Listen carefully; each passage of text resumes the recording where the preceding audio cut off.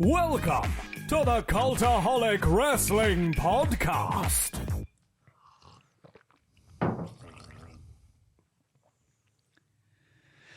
If you like a lot of wrestling on your podcast. On your YouTube. What was the gargle for? Clear my throat. Oh, To clear your throat? Yeah. Interesting. Just all the audio listeners. Oh, I'll tune in. Lovely listener to the podcast. Just started. Well, they won't leave that in, will they? No. That's an intro, because I'll do it properly now. Okay. If you like a lot of wrestling on your YouTube or wherever you get your podcast from, join our cult. Hello and welcome to Cultaholic Wrestling Podcast. You're listening to the dulcet tones of Matthew Kringer's throat. Jack, drinking the finest tap water. Evian, beg your pardon. And Ross, who is not drinking. How the hell are you? How do you know what's in that there? It's moose juice, isn't it? I'm angry Oh no, why angry? because the Hall of Fame this week, right? Let's get out there early. God. Not happy with the result. We'll talk about it later, but I just want to put out there that I'm not happy with the Patreon people at patreon.com/cultaholic. Thank you for all your support. We'll be lost without you, but I hate you this week. This week. How are you? I love the tease, the moose boosh we've given the fans already. Rattled me, it has. Rattled me. 3 years, 4 years. I've been living in a false sense of security, and it's all gone. Thanks to you at patreon.com/cultaholic. How the turntables. How the turntables. Yeah. Oh, I can't wait for that. Jack, how are you doing? Oh, I've not had a great week, Matthew, to be honest. Oh, well, you're doing better than someone, but go on. Well, no, I last weekend, I was out on Saturday night, and then it's just probably thrown me for this week. I've just felt bad all week about it. It's probably not that serious, but I thought I'd talk about it. So, I wanted to go home. You know when you just realize you're too drunk? Yeah, I just want to go home. Yeah. And the people I was with didn't. And there was a bit of a drunk argument about like, well, no, I thought you wanted to stay. And it was just one of those stupid ones where no one really understands what anyone's saying. And near us was this guy who just looked like he was going to try and get involved with the argument. And I just saw red and I was like, well, you off. And he went, oh, Jack, I just wanted to say. And I was like, oh. And I was just like, and I did apologize to him twice. But I hope he listens, because if you're listening, mate, Well, not anymore. I just want to say again, I'm so sorry. And he was very understanding, like he was really nice about it as well. But Right, I so just felt Jack's threatened to watch her. I've had a go at the Patreon people. What do you want to say about the people who watch us? Hello, Stephen Scotus.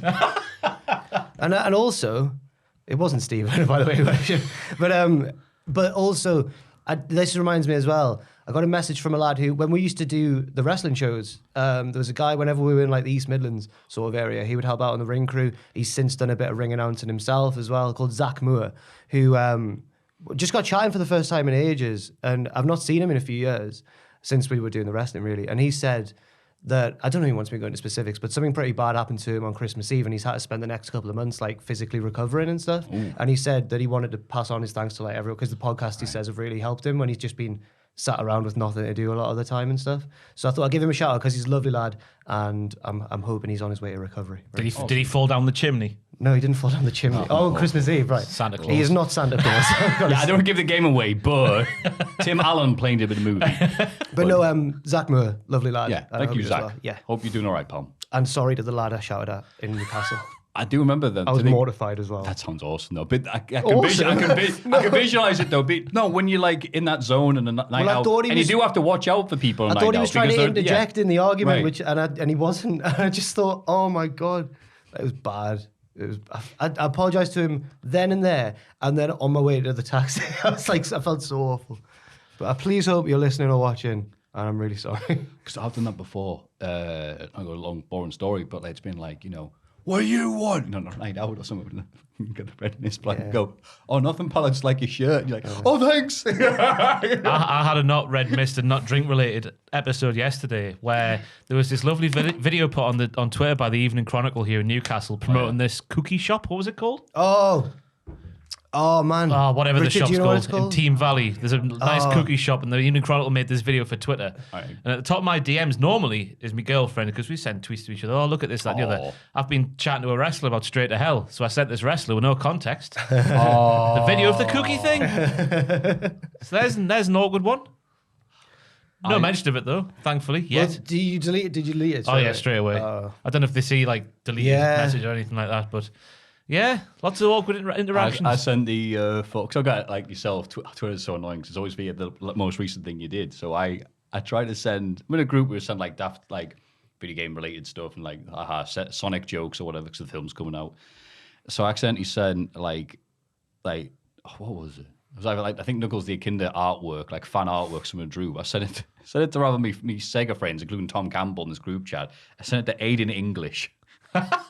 He'll like that. He's a video gamer. I went, oh, sorry about that. He goes, it's fine.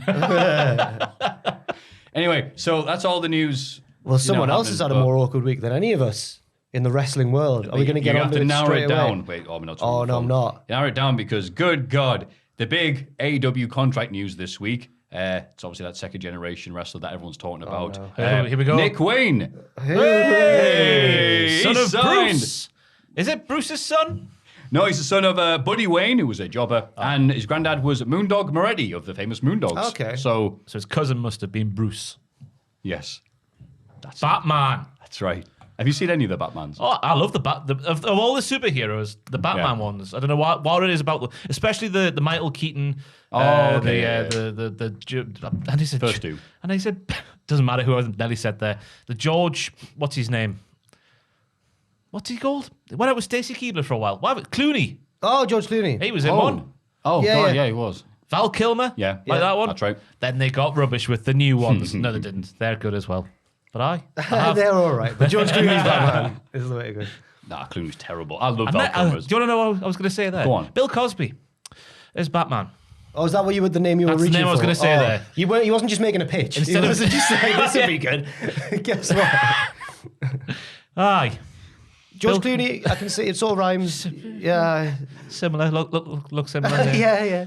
Similar interests. What an awkward week it's been on all fronts. Wait, well, so congrats, Nick Wayne and AQA. Has also been signed. You might say she's passed the test. There we go. Bloody great exam board. Yeah, Darby Allin off the contract. He's only little, he's only 16, so it'll probably be an apprentice deal until he turns 18. So you've got to, get a career. All right, Can we get to the... Yeah. Cody and Brandy Rhodes depart AEW. What? No, really. Following reports that Cody Rhodes had not signed a new deal with AEW, and we were like, oh, it's a work, worky work. It's actually talk about him jumping ship to WWE. Tony Khan announced both Cody and Brandy have departed the promotion. There's a little thing online. Cody and Brandy Rhodes were integral to the launch of AEW. Cody's ability to combine with his boldness, yada, yada, yada. And everyone goes, all right, this is definitely not... I was going to read the entire thing. His lovely smooth scalp. Yes. So we can't go really from, Bill Cosby was Batman, it's a serious Tony Khan statement. Thank you, Cody and Brandy. Obviously, they were founding members of AEW. Wouldn't have Double or Nothing and all the other shows before that without them. But he had been working since December 2021 with a handshake deal, which seems, again, like a build-up to a storyline, but the real-life storyline is that he's sodden off. Thank you, fans. You all did the work. Let's live forever. Dustin Live forever. Dustin Rhodes says his name. Yeah. I'm Cody Rhodes. I'm out here in the sunshine. Hey, my hole. Oh. Sorry, kill that joke. Stolen there. Where even begin? You go, Jack. Well, Go on. and then the other half of the story is that, according to many, like Fightful and Wade Keller and Dave Meltzer and all the main people, it looks likely that he's going to then sign with WWE. Just him, I think, not Brandy, but he's going to sign with WWE, which I thought, hang on, like, what? Because it's really weird to think about, because he left and changed wrestling basically, and now he's heading back. But I mean, I'm assuming his thinking is like, well, I'm in a different position now where it won't be like Stardust 2.0, that I won't get treated like a proper mid-carder and everything, or even lower. But the way WWE is run these days, I can't see how after that initial burst it doesn't go wrong. Right, I agree with you. What's making him think that they're going to do anything different to him than they have everybody else? I guess everything Cody's said up until this point for the past 5 years has come true. So maybe he just thinks, well, I'm on a good streak. Believes his own. It's an It's interesting. It's an interesting one because he said his main thing when he left was to become a bigger name than he was at the time he did leave, which he has done. Yeah. Obviously he has done, but also There's no guarantee of anything in WWE. Like, not even if you sign it. I know everyone's saying he's going back for the money. I fully understand that. Oh, yeah. Make as much money as you can while you can do. And Cody arguably is in his prime right now. No matter how much we've slandered his good name and how he's booked himself in AEW, well, allegedly booked himself in AEW and to be the focus of everything. But if he signs that deal, who do we need to list off the contractual disagreement sort of stuff? Like, they signed a big deal for how many years, then they got released. And then they signed a big deal for that many years, then they got released. Right. And I remember watching an Inside the Ropes clip of Cody when Kenny had him over, obviously. And he was saying that he always thought that Vince McMahon looked at him as always the little kid. And like he never got away from that while he was there the first time. How will that change? Vince, I know Vince might not remember him because he's, 100 years old now and all that malarkey. But they're going to make a mockery of him, aren't they? If we know anything about them in the past, when someone's done something to try and take them down, they've not then gone, oh, yay. Yeah. EC3 is the first name that sprang to mind. He was like he's obviously not as big as Cody has been in AEW, but he was like the main Impact guy, and then they brought him in. And in NXT, he was fairly highlighted, but then they did nothing with him on the main roster. And sometimes it seemed like almost deliberately to show that they're so far above Impact that this is Impact's main guy and he's rubbish. Well, why wouldn't they do the same with Cody? I know lots of people have been saying the welcome back Bruno after so many years, and all these examples are going into the Hall of Fame. But the common denominator, all those welcome back people, is Triple H. He was the one who mended the bridge, and then Vince was like, here's your Hall of Fame ring. And also, Vince never made the initial outreach, did he? It was always Triple H, but he's not there this time. Also, they'd already all reached the top in WWE. Yeah. Like Bret Hart and Bruno and everybody had all been megastars. But Cody never really got to the very top of the card in WWE. So Plus, they would come back for paydays. It's like, do you want to get Hall of Fame, DVDs, stuff, put in the game? All right, cool, bye. Cody Rhodes is not going in the Hall of Fame. Do you think? Yet. Yeah, I was going to say, if he stays for a while. He's in our Hall of Fame. Is he? I don't think so. Maybe no. not. I'm gonna vote for him. Maybe him versus Dustin is, if you come to think of it. Oh, okay. Oh, yeah. Maybe. Yes, there we go. That makes sense. But I think it's funny that after the years of AEW being set up because of a number of different reasons, one indifference to the product, trying to get the independent stuff going, blah, blah, blah. But a lot of it has been anti-WWE stuff. He's got a lot of anti-WWE promos. So I can only imagine is that they've watched one time he crapped on Triple H and they've gone, oh, yeah, we don't like him anymore either. Yeah, we'll bring you in now. Grand. Something in common. I'll have a camera on them when they meet for the first time in many years. Cody and Triple H? Aye. I reckon they've already laughed about it. Well, was Cody going to tell Triple H, yeah, park my car in the slot over there, pal? You broke me seat, man, Cody. What do you like, yeah? It's at a different time, brother. I don't want to... That's right, I'm Triple H, baby. Oh, that's a good Dusty Rhodes. Call me the game. Whenever, like, I don't know if it was the same for you, but whenever I met Cody, I got the sense that he knows what he's doing. Yeah. Like he's grew up in wrestling. He doesn't know. It's all he knows, and he just seemed like he was always in control and always knew exactly what to do. So this is a really radical step. I think he must have a plan.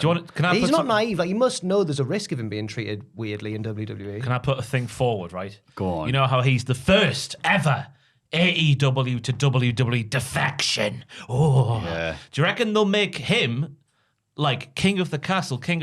I've said that yesterday as well, didn't I? I watched Borat recently. King of the Castle. Oh yeah, you King did on the pictures. Yeah. That's in my head at the minute. Do you reckon they'll treat him so favourably that people like Wardlow and people like Jade Cargill, who apparently they've got their eyes on, might think, maybe it is quite nice. Beautiful I think idea. you've stolen one of the mailbag questions there. Have I? Yeah. I put that together as well. Yeah. Well, we'll read out. That's a rubbish question. Operation Trojan Horse. Yeah, come on. Oh, that's a good idea. I thought about that in bed last night. That's how sad I am. I like that. Because Just the idea of it, like, no, we're definitely Cody gets a great push. Everyone's like, what, are you all right? What? Ross, I thought about that in bed last night. Oh, I like that, yeah. Oh, no. Adrenaline in my bed. Yeah. Yeah. Aye. Turns out wrestling has more than one Very royal family. weird. As he's sellotaping that, throwing back together. Yes, but that's all. That's about us and the Cody and the fans. We're his royal family. That's what he said in his pipe bomb promo. Oh, he meant the Rhodeses, didn't he? Obviously, when he made the song, like it's not just the McMahons, it's the Rhodes as well. But in the promo, he said it's about the fans as well. How many royal families does wrestling have? The McMahons, the Rhodeses. And I said the Tunnies for some reason. The Waynes at this point. Oh, yeah, the Waynes. The Hearts. The Hearts. Yeah. The Von Erichs. Kind of. Von Erichs, yeah. Yeah. The Andersons aren't a real family. Gagnes. Vern. Yeah. Vern and the other ones. The Dudleys. There's loads of that. Yeah. I don't know how many. The Wyatts. 3 to 6. The what? Yeah. That was fun. Moving on, because probably talk about that Cody thing all day, because it's just amazing. I'll give that story 3 stars. Mustafa Ali tweeted, "See you in 2.5 years." Oh, aye. That almost went on the radar if everything else happened, as we hear someone using the toilet again. I got told in the Slack that's how it's been fixed. So that seems to be the end of that chapter for now. So they release everybody else who didn't want to be released, but Mustafa Ali, who's not doing anything with, they'll keep. Like Mesut Ozil. And the lock and key. Yeah. Right. But I doubt Ali's on bank-breaking money like Mesut Ozil was at Arsenal. No. 300,000 a week, wasn't it, back in the day? And it's weird, budget cuts is obviously the thing that people throw about because that's what they say. Yeah. We're releasing you because of budget cuts. But not you, Ali. You must stay under contract while we Yeah. pay you money for doing nothing. Just spiteful, isn't it? The Yeah. opposite of what someone wants, you do that. Especially when he's a performer who has, like, he said many times he's got a message to get out there. Like, not everyone called Mustafa is a bad person, like wrestling tells you they are. So it's just a very strange situation. I don't know why he's not, maybe I'm being daft here, but he's not doing more stuff to get himself fired. Twitch? Yeah. He just starts gaming. Hi, I'm on Twitch today. He should do more. And also, I'll be playing Union 3 for the Super Nintendo. it's been said Let's make that by up, it's not a real game. it's been said by quite a few people now, but also fair enough if they just didn't think he was good enough to warrant pushing, but even though he clearly is good, but if they don't, but obviously they do think he's good enough because they don't want him to go to the competition, so they do know that he's good, but they still don't want to do it. They'd rather just have him do nothing. It's Because very weird. he's not going to be good at the thing they want him to do, which is a proper old-fashioned racist gimmick. Yeah. Probably, allegedly, maybe. Allegedly, yeah. We're in between the lines here, but Yeah, that's what I'm waiting to see when he gets to the contract. Right, what was the gimmick? yeah. Tweet that. Just tweet what Gunter the idea Stark was. was originally meant for That's it. They Mustafa gave Ali. him, it's like, it's not even my nationality. No, you're an evil foreigner. It's like, oh, enough of this. Muhammad Hassan was Italian, wasn't he? Really in real life. Yeah. They've done it before. Yeah. Yeah. Yeah, remember going, hey, how you doing? Yokozuna wasn't Yeah. Japanese. He was, from, Roddy Piper. Roddy Piper, yeah. from the evil foreign heel from Scotland. He's actually Canadian, wasn't Canadian, he? Piper? yeah. Strange. Then lived in the trees in his old age. God. Portland. Yeah. Piper in Portland. Piper in Portland. We'll get away with Piper in it. Portland. Yep. Be my Valentine. So good. Loved it. His brother loved that. No Paul Bearer. Oh, Damn God. it, what have I done? What? That's just such a weird, random story. Why would you bring that up? Speaking of which, Steve Austin is being approached to wrestle at WrestleMania. No, really. According to a report from Dave Meltzer, obviously who could be trusted, Austin versus Kevin Owens has been discussed for WrestleMania 38, with the pay-per-view set to take place in Texas. Last time he was asked about it, 2020, he said no. I think every single year people have asked him, he said, no, I'm done. I don't know what could change other than a boatload of money that they've been saving up when they got rid of all these people. Maybe just they think it's in Texas, he might be more inclined. Maybe to do a stunner, sure. He did but that an last time. actual they were in- match? Last Mania in Dallas, he did that. Yeah. So fair enough. But All right, fine, but an a actual match seems a bit... God, I think no. Austin... I'd like to think that Austin's satisfied with how he went out anyway. Yeah. The last match with The Rock, you don't want to ruin that. That's But obviously. Michaels did this. Yeah, as I say, Michaels came out and said, wow, he's one of the greatest of all time. I forgot about that. Yeah, God. Michaels had the perfect last match. Yeah. And So him come back at the back in that video, they said, missed it by that much. I remember reading a little while ago the merch figures everyone got last year. Alexa Bliss was near the top. Yeah. But also near the top, making over $1 million out of merch sales was Austin. oh, So how much money does this man need? He's still making $1 million from WWE merch here in 2022 or 2021, I should say, whatever the last financial year was. I don't know how that stuff works. How much money does this man need? And he had to put. That's the big risk, isn't it? Everything in his career was perfect, just about that. Just anything he does now in terms of in-ring stuff would ruin that. Maybe if he's bad. He used to say back in the day, I don't want to be like the Hogans or whatever, coming back way after their prime and ruining their legacies. You know, so He's it's- 50. How old? 7, 9, something like that. Austin. Yeah. 50, late 50s, been out the air for 19 years. have a little look. That is the prime. Yeah, but last match, 03. He's been down to Margaritaville for 19 years. But wait, who was it? Do we know who actually said it in the news that he had a ring delivered to the Broken Skull Ranch last summer to start training? Because this is something I saw on Twitter. Richard, do you mind having a quick Google there? He's 57. 57. Out the ring for 19 years. He'd be fine. But it is strange how Kevin Owens is going after the great state of Texas all of a sudden. Who else could that be? The Undertaker? Shawn Michaels. The Von Erichs? Harlem Heat. Harlem Heat, yeah. Harlem Heat, yeah. Oh, Booker T. Yeah. Yeah. Weird that they're called the Harlem Heat and they're from Texas. Racism. Yeah. Is there no source there? I'm trying to look for a second. I think it's on Talker's Jarrett. Oh, no, that's when he said he wasn't going to come back. I think that Whoever started that rumour. if I had to put money on it, I'd guess that he'll do similar to what he did at 32. Just like... Oh, wait a minute, Steve Austin's dog. I love Steve Austin's dogs. He adopted a proper old one called Brownie.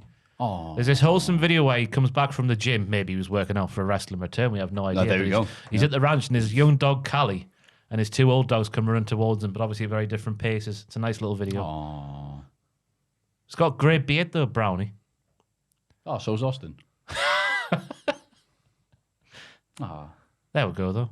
Yeah. Maybe Steve, if he comes back with his dogs and just, I don't know, walks around the ring with That them, interview was looking at there. He's like, no, not really interested, but... he can still bomb like a fiend. Oh, Sal Vulcano was hanging out with I'm him. not going to screen switch. We're just watching this from straight up Steve Austin audio listeners. We're just watching Steve Austin take some bumps with an impractical Joker. Sal, big fan of Willow Smith. You know who's Richie cast as the Impractical Joker in the first Batman film? Was it someone else controversial? Yeah, there we go. Let's move on. Bad news here. Former WWE/WCW referee Mickey J passed away this week. Henson started as a referee in '87 in Florida Championship Wrestling, and you can see him making job appearances and some of the old stuff on WF Network. Sorry, Peacock. And yeah, became a referee for WCW in '92, stayed until '01, and did such matches as Goldberg versus Nash, Starrcade, Bret Hart versus Benoit in the Owen Hart tribute match, and then came over to SmackDown, put off the road in '08 due to health issues. Very distinct looking chap. Don't have any really strong memories about him, but that's probably a good thing for a referee. You don't. The less you know of them, isn't that the better? He was the one with the most distinct counter, I thought, in terms of his style. All right. His panache, because this is what he would do. Sorry, audio listeners. He'd slide in like one hand and then it'd be like that. Oh. Always be like, not I like a thought that shot, was... Oh, no. I thought that was Nick Patrick, but he was more of a... Like that. Yeah. Nick Patrick would be more animated, but obviously. Mickey J. But he was good at it, so it's all right. He was just there throughout all our childhoods, though, wasn't he, Mickey J? I know. It's a shame, innit? It is a shame. And referees probably don't get enough credit when they're alive. So I agree with yeah. that. So thank you, Mickey J. Yeah. Josh Alexander's Impact Wrestling contract has expired. He tweeted out today, my contract expired, and subsequently also his US work visa. He's Canadian. Unfortunately, as a consequence, I won't be able to honour my commitments to Terminus Pro and AML Wrestling this month, and obviously not for Impact Wrestling. And it's weird because, hey, wait, Brandy Rhodes mentioned him last week. Oh, right, okay. Is that just one of those Rhodes trademarks of name dropping someone who's not involved in the feud on TV? Or was this just a warm-up for Mr. Josh appearing on AEW? You'd hope to think so now, after hearing that, because it's a very... Obviously, he's been one of Impact's stand-up performance for the last couple of years, hasn't he? So absolutely. It's been very strange to see them allow that to happen to one of their standouts as well. So if he comes to AEW, surely he'll either team or feud with Ethan Page first. What becomes of Scorpio Sky? He might. Are you ready? Get a push. Oh, yeah, right. That doesn't involve 16 other dudes. But he is the face of the Revolution currently. He is. Currently is what's happening. Currently, yeah, because they're still doing the warm-up matches for the next Revolution. So Keith Lee wins it at Revolution. Yeah, that's a good shout. Yeah. Maybe he could fight Keith and lose. You take the Beal. Oh, he would. Oh, he would. He would take that. You want to Beal. push? I'll push you. You want to There reach go. for the skies, do you, Scorpio? How? That's it. He throws him at the very start of the show in the opener, and then after the main event, say, and thank you very much for joining us. He comes down. Miro claims he was promised a WWE WrestleMania main event from the Bobby Lashley feud. I was lied to. I was brought up to the spot to have a WrestleMania main event match. That's why it was pitched. Don't think I even made it to WrestleMania. Yeah, it's not like I didn't do everything they wanted me to do. I did everything they wanted. I thought it was all over the people. I think it started rocky. I don't even know why we started rocky. I expressed my opinion when Maria Kanellis came out was saying that she's pregnant by somebody. And I told Paul Heyman, I'm like, this is going to get people confused. People are not going to like this. He did not care. He blamed her for that. She did not word it right or whatnot. They do it in Knoxville, Tennessee. Trust me. I love Knoxville. But next week, we're in Chicago. Whatever. Why don't we save it for Chicago? Why not do it through 2,000 people instead of 20,000? And it keeps on going on. I should probably copy texted everything, but and that it skips the end and goes, that's why I had so much fun with people who are all like, oh no, Lana's kissing Bobby. It's acting, bro. If you go to Hollywood, nothing else is going to happen. It's the same thing. So people are trying to guilt trip me and cuckold, whatever that word is. I don't even know. Like, you're not even bothering me at all. Not at all. So there's actually a reason for that, and it just didn't happen. And Miro didn't even care. So Cody Rhodes, if you're listening, listen to that story there. Vince McMahon promised you a world title run and all this malarkey. Potentially. If I was Miro, I'd never be insecure about anything ever. Yeah, right. Yeah, so fair enough. That is fine for him to say, innit? Come to think of it, yeah. Yeah. Not for us. No. Doesn't really work the same. I'm not bothered. It's like, you are. Oh, I'd be devastated, me. Be besides myself. Bobby Lashley's stealing my girl. You can take her, Bobby. Yeah, what are you going to say? What can I do? Say, Bobby Lashley? What am I going to do to stop you, Bob? What's that Ricky Hatton line? You got Bobby Lashley in bed with your wife, you took him in. Who's that? Is that about? I heard Ricky Hatton say, I forget who he was saying Ricky it about. Hatton? I thought someone said it about Brock Lesnar. Well, did Mark Miro not say a similar thing about Sable and You've Brock been cheating Lesnar? on me. Who with? Yeah. I'm going to... Brock Lesnar. Hey, Brock, how you doing, pal? Yeah. 205 Live is officially no more. No! Long live NXT. Level up. Come on, guys, let's level up. Yeah. Well, 205 Live hasn't been the home of the Cruiserweights for some time and has very much been used as a second NXT show in recent months. The Purple brand has officially come to an end after 6 years. WWE announced during Tuesday's Vengeance Day that Level Up would debut on Friday in 205's old 10 p.m. ET slot. And yeah, that was it, really. Those notes just kind of went on about Joe Gacy. So is it basically the AEW Dark of NXT? Yeah. Okay. And when you reach the top of NXT Level Up, you level up. Good, that. Yeah, you have to sign another thing. That's right. Just disappear. New guy who we signed from Evolve. You have leveled up.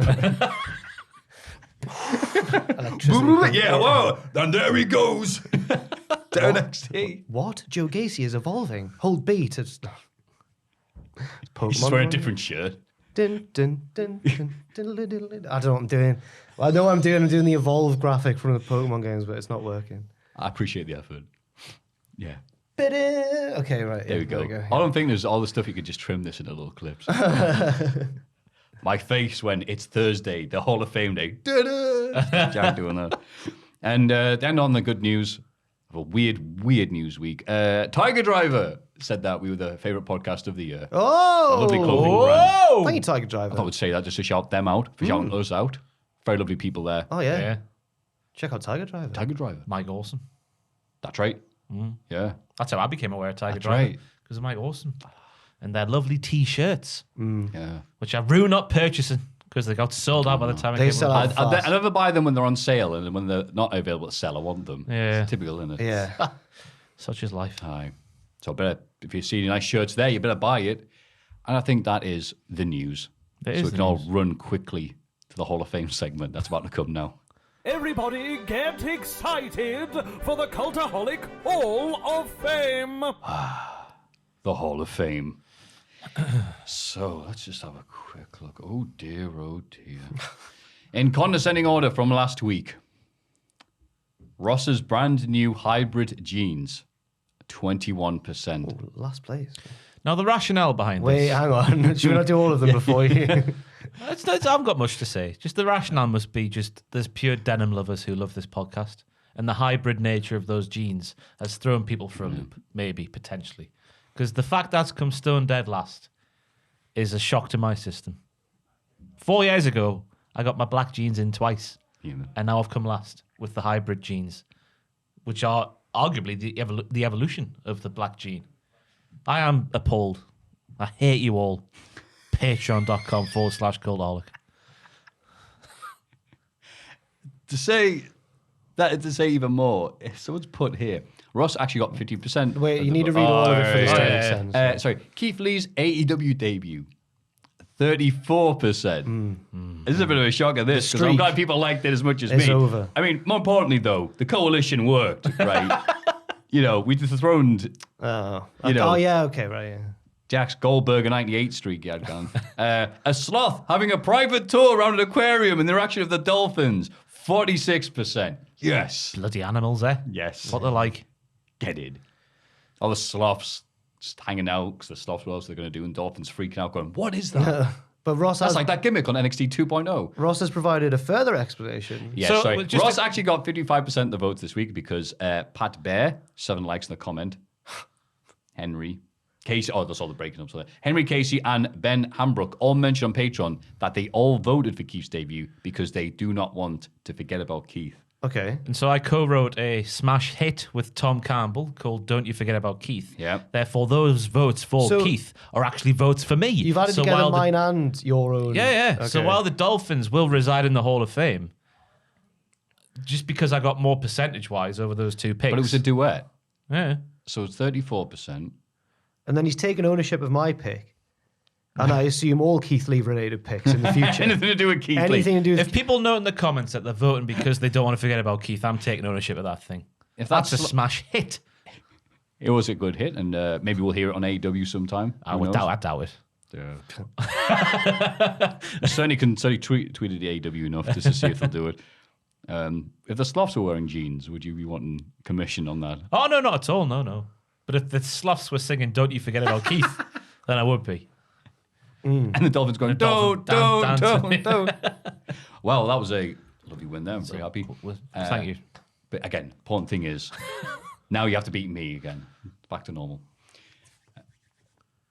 It's going to be a big week this week because for the longest time, while the Hall of Fame has meant a lot, this year with the streak happening and now this injustice, it's become a lot more competitive in my mind. I can see you. Already got your game face on.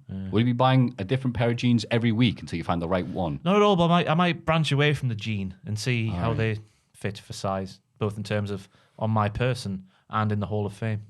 Perhaps the Greg's jeans. If that's a thing. It's a big pack of steak bakes on your legs. Anyway, could you please go to the thing I sent you earlier? Oh, here we go. More animals, is it? Nearly. So, scroll up, please. Thank you. Set the scene. No context, Brits. Tweet out. Only in Britain would a road look like this.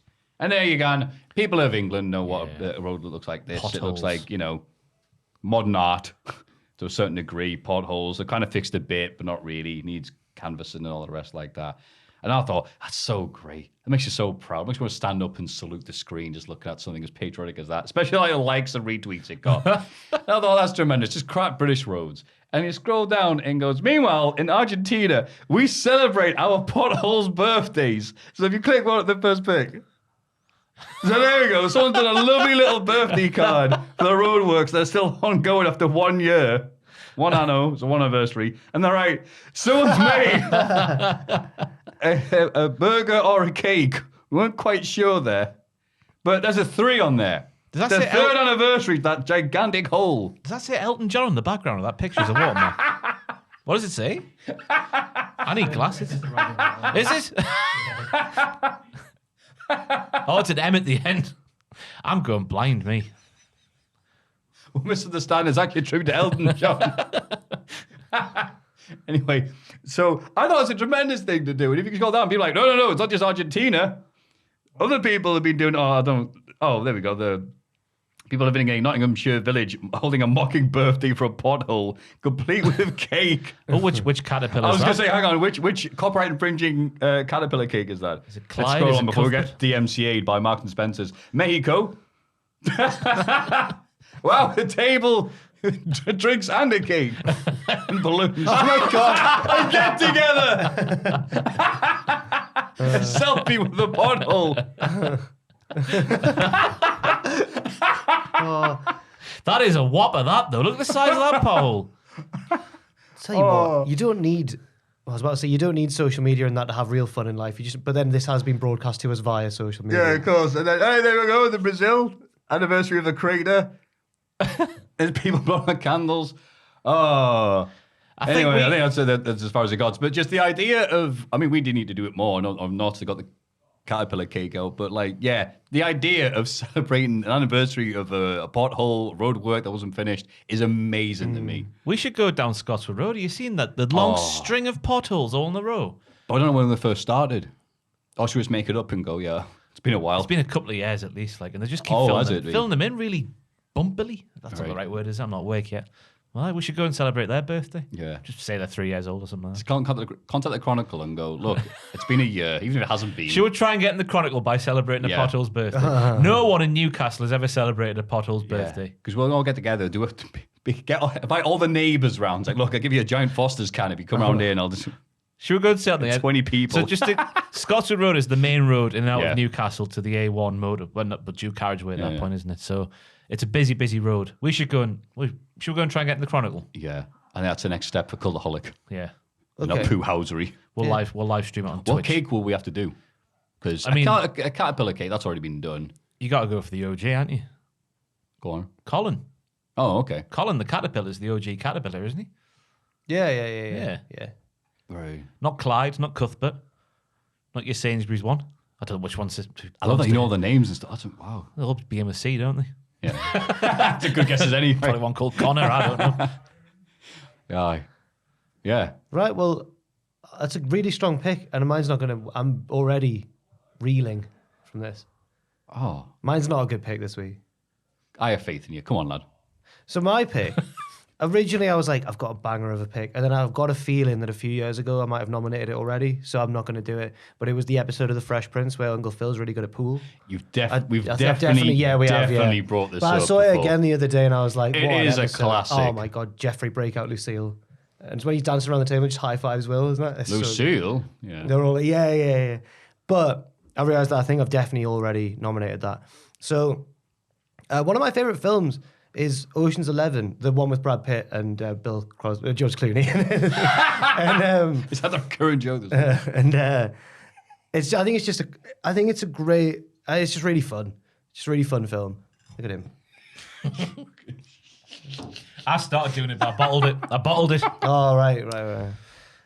It's a really fun film, and we just spent 10 minutes looking at potholes, and I started within 20 seconds. I'm like, yeah, look at Ross, and Ross looks like he's trying to explode from that. Just bullying at this point. Carry on, Ocean's 11.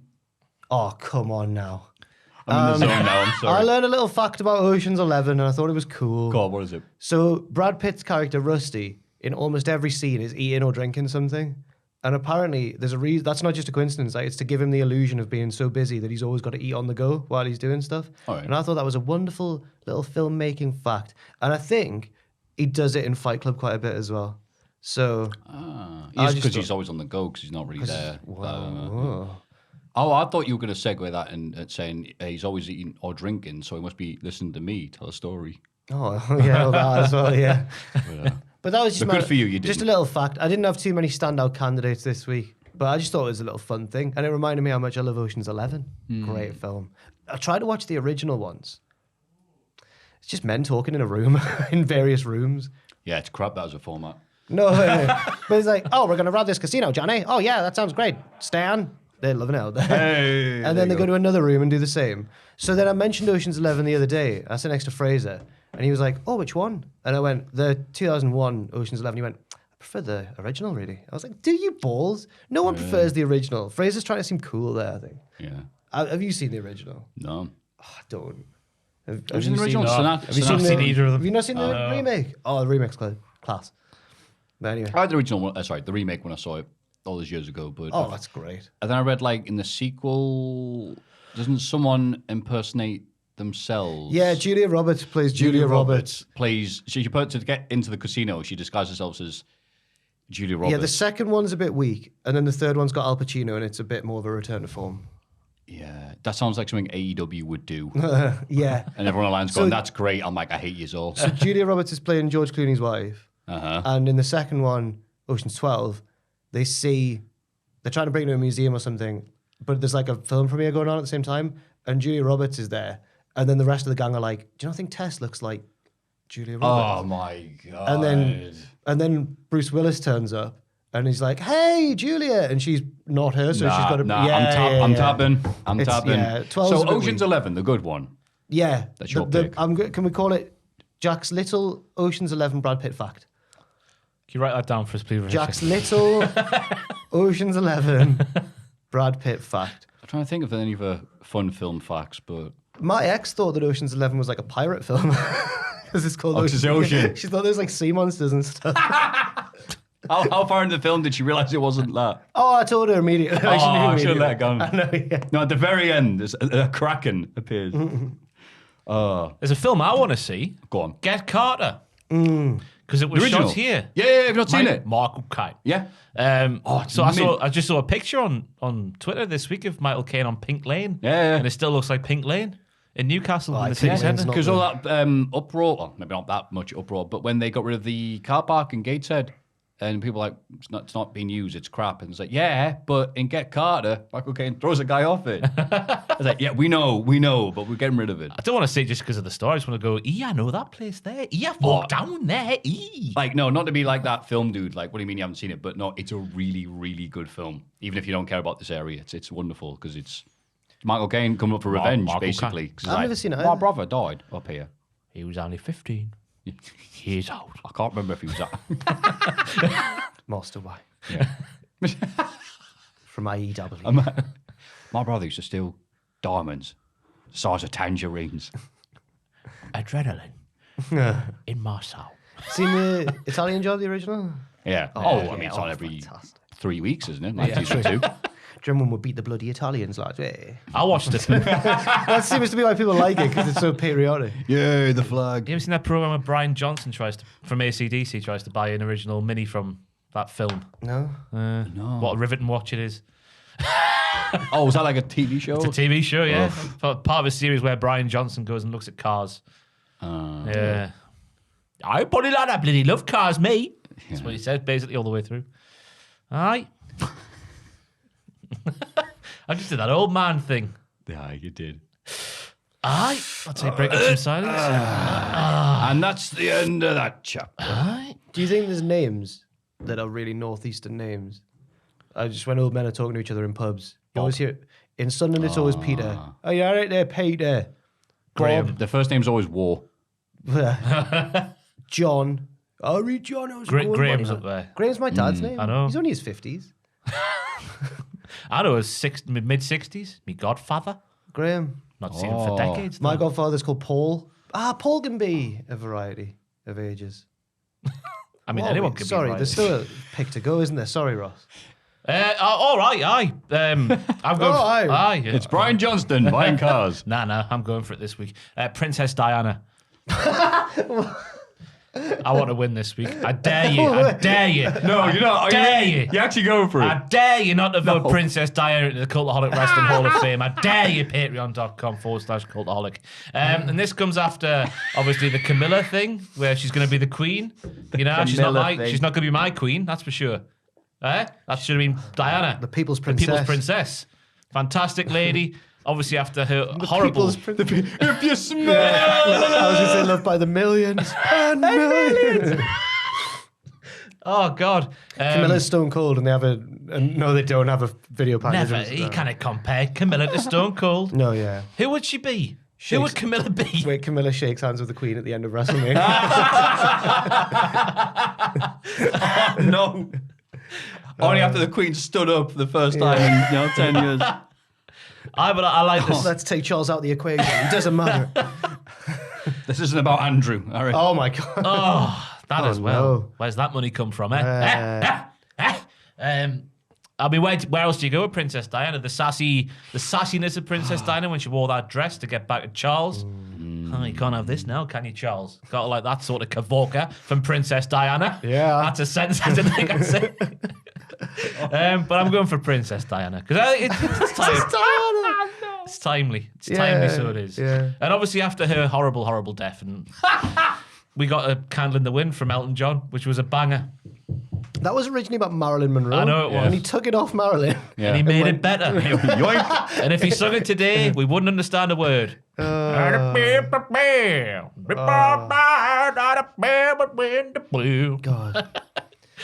Princess Diana for the Hall of Fame. Universally adored. Oh, Universally. Yeah, we all love the Royals. Get out of here, Camilla. Aye, but Diana was different. She fought against them. Yeah, she was, And lost. The royal family killed her. Oh. Can I go out? I don't know if that you can say it. Is that high treason? Allegedly. That's Yeah, all right now. Some believe that the royal I family. watched. Oh, didn't Hamid Al-Fayed do that documentary that legally can't be shown? Because he tried to prove that it was a setup. Really? You know about that? Bloody hell, no. He was in a bad place at the time. He's apologised since, I think. Have you seen the David Brent song about it? They chased you through the Paris night. It's so bad. Princess Diana, Princess Diana. the people's princess. Hopefully, the princess of Cultaholic. How bad is it going to be? Are Everyone.com. you going to be all right if she doesn't win and she loses to a birthday cake next to a bottle? Have you seen the musical, the Diana the musical? No. I think it's on. I think it's on Netflix or somewhere. I don't know how it went so under the radar, but for like one day it was trending on Twitter because of how bad it was. I've only seen little clips of it, but it's appallingly bad. What part of this is just her life? Just like a biopic musical of her. Yeah. This is how your people dance. Her and Charles are having a bit of a dance. Yeah. Please. I can't even picture it. I think- Hey, it's a massive dog. I think it's just called Diana the musical, maybe. Maffew was speaking about a picture of a dog that appeared on the screen there. Oh, sorry. Not about Yeah, Diana. Sorry, look. not There it is. not next week's third place. Yeah. Can we watch it on mute? Yeah. And obviously, we'll get hit if we play the music. we'll We were listening to we'll be someone- laughing over it. Oh. We were listening to our pal from the Saudi Arabian top four yesterday. Top He- four? Top 40. Champions League in Saudi Arabia. The top 40 on He the was- pictures video It for was amazing. Elimination Chamber. What a tune. What is it? He's been in the Saudi Arabian top 40, if this website's to be believed, for 372 weeks. Who? I've forgotten his name. Just this blow. Majed was his Yeah, first Majid name. Mania. England has more than one royal family. Here it is. Oh, God. Yeah. Got the Jericho jacket. That's nice. Oh no, it's a text. Live from the Broadway stage. It says. I can't believe this didn't get bigger. Austin Blind, like news. It does look like her. Yeah, she does look a bit like it. Hello, I am Diana. My world, my world. Tony Award winning.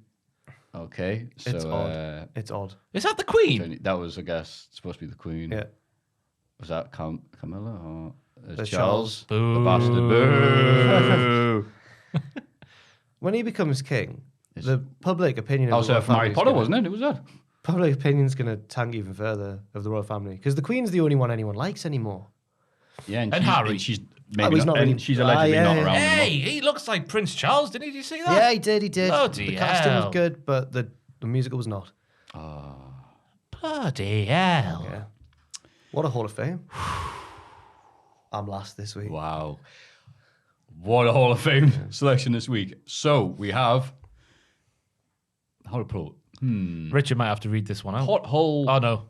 Sorry, I thought you were going for Jack's there. People Oh, celebrating potholes' birthdays. Write that one down for us, well, Richard. Yeah. Jack's Little, Ocean's 11, Brad Pitt fact. And finally, The People's Princess, Princess Diana. I dare you not to. the gauntlet's been thrown down. That would make regional news. That would if a pothole party beat the People's Princess into the Hall of Fame. What if we go there and not only do we have a caterpillar cake whose first name is maybe Crosby, princess. but we don't know what the other name is, and we go there and we've got not only a DVD copy from CEX of Ocean's 11 starring Julia Roberts as Julia Roberts, but also a standing Princess Diana. We can get the People's Princess to sort of christen the pothole. What's the the sword, Knight it. bottle of champagne smashed on it? Yeah, when they send a ship off. Oh, To yeah, Chris, no, yeah. christen it, yeah. Yeah. We'll I've christen the bowl. got a mate who works in CEX, and he says that once a year, pre-pandemic, there was a big festival of all the CEX exchange called Sex Fest. He said it was the most disturbing, disgusting place. I was like, is this true? Sex Fest. The workers would call it Sex Fest. Okay. But everyone calls it CEX, obviously. But Obviously, they just yeah. call it Sex Fest. And they just go and get absolutely hammered in a tent for a while. Wow. It sounded grim. This sounds like something we'll see in a Netflix documentary years to come. Yeah. But for now, you can settle the score. It's an amazing three-way by going to patreon.com/Cultaholic and voting for whatever you like. But you'll make Ross happy if you vote for the People's Princess. Yeah, you will, and you'll make, more importantly, the royal family happy. I don't know why. No, they'll be fuming. Couldn't give a toss There if you they go. were happy. Yeah. Couldn't be a better time to be doing that. In fact, you make me happy by making them unhappy by voting the People's Princess into the Cultaholic Wrestling Hall of Fame. Oh, the People's Princess. This is This Week in the Wrestling. It's this bloody week in the wrestling. This week in wrestling. SmackDown. Sonya Deville opens the show with her arm in a sling. Right touch. I thought that was good from her because she wore it at the Glad Awards as well. When she smashed down the forbidden door with her broken arm.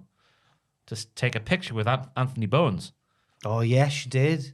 There's that forbidden door told where to go. How bad is that? I saw those photos and I didn't notice the arm in the sling. I saw those photos and thought, my word, what an attractive pair of people they are. Yeah. I was like, bloody hell. Have a baby now. I don't think Oh, wait, no, hang on.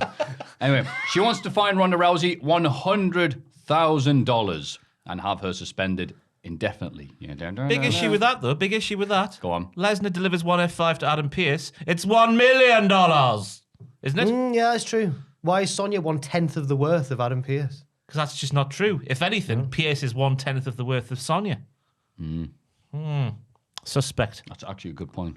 Maybe the NWA Championship's like a ×2 multiplier. Maybe Adam Pearce comes out and says, Vince says no, denies this, and she says, oh, yeah, because it's too little, ha, ha, ha. But no, instead, Vince McMahon denies Sonya's request because he hates that she's been abusing her power, which I guess is supposed to make us go, hey, but Vince is saying that. Oh, wait, it's not. We're supposed to go, all right, good guy, Vince. Yeah. Vince also says that if Sonya lays hands on Naomi tonight, he pauses, and I guess we're supposed to, you're fired. Instead, Pierce goes, her job will be in serious jeopardy. It's like, I thought it was a funny email from Vince, that.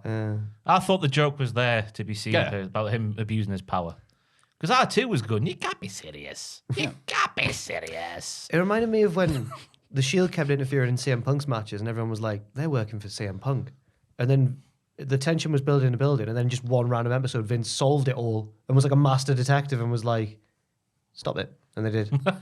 I was like, why did that not lead to like a bigger, like a match or something? Yeah. it's a good point. Anyway, Naomi is it and slaps Sonya because she can. Cowardly. Can't hit her back.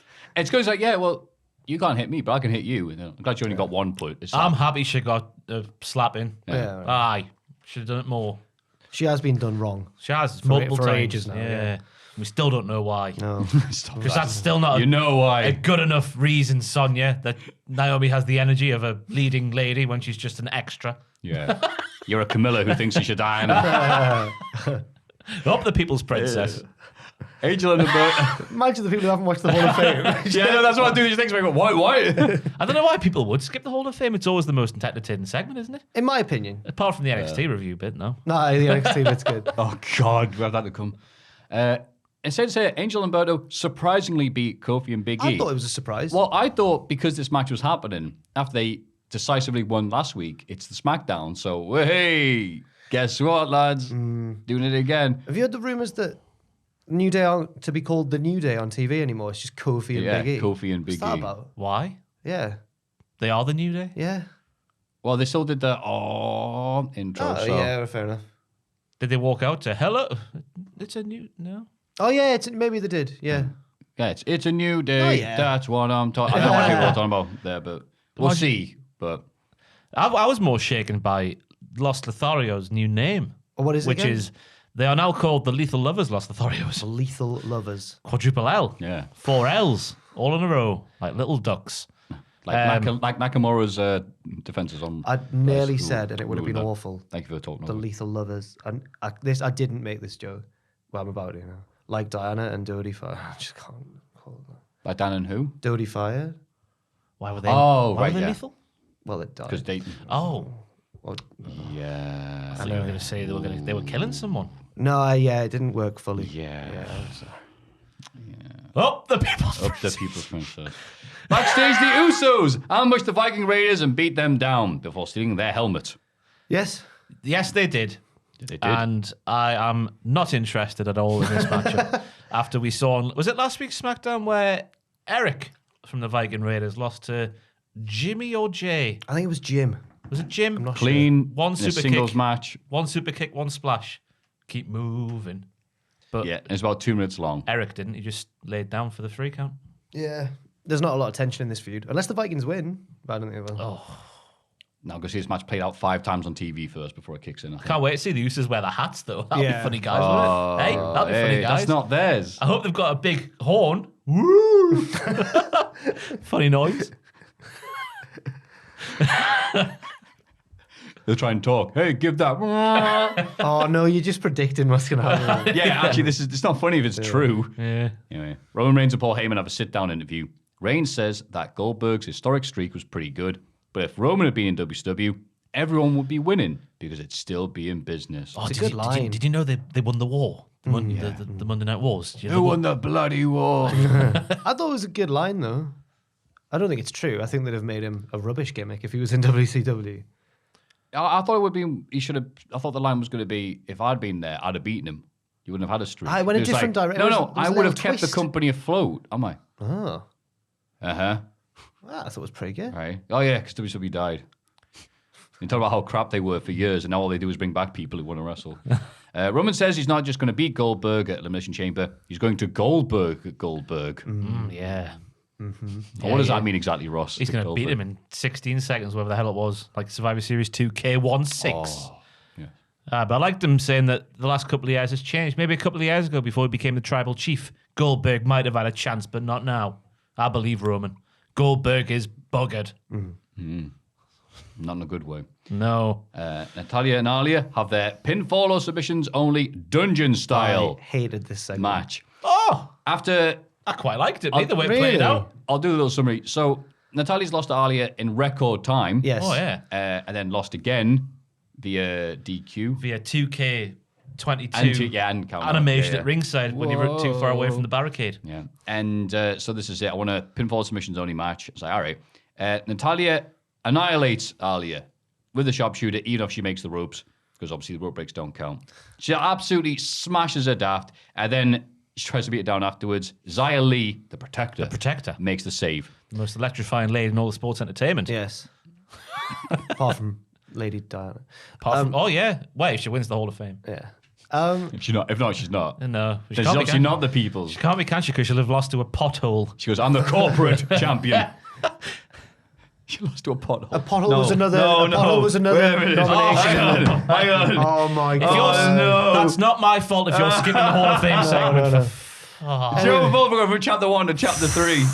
Oh my. Don't skip the Hall of Fame, because then things will make sense. Oh, hey. Anyway, I didn't like this segment because I thought rope break should have still been turned on. I know. I'm not like this segment either, Rob, Jack. Go on, Val. Go. Rope break should have been. I thought rope break should have been left on.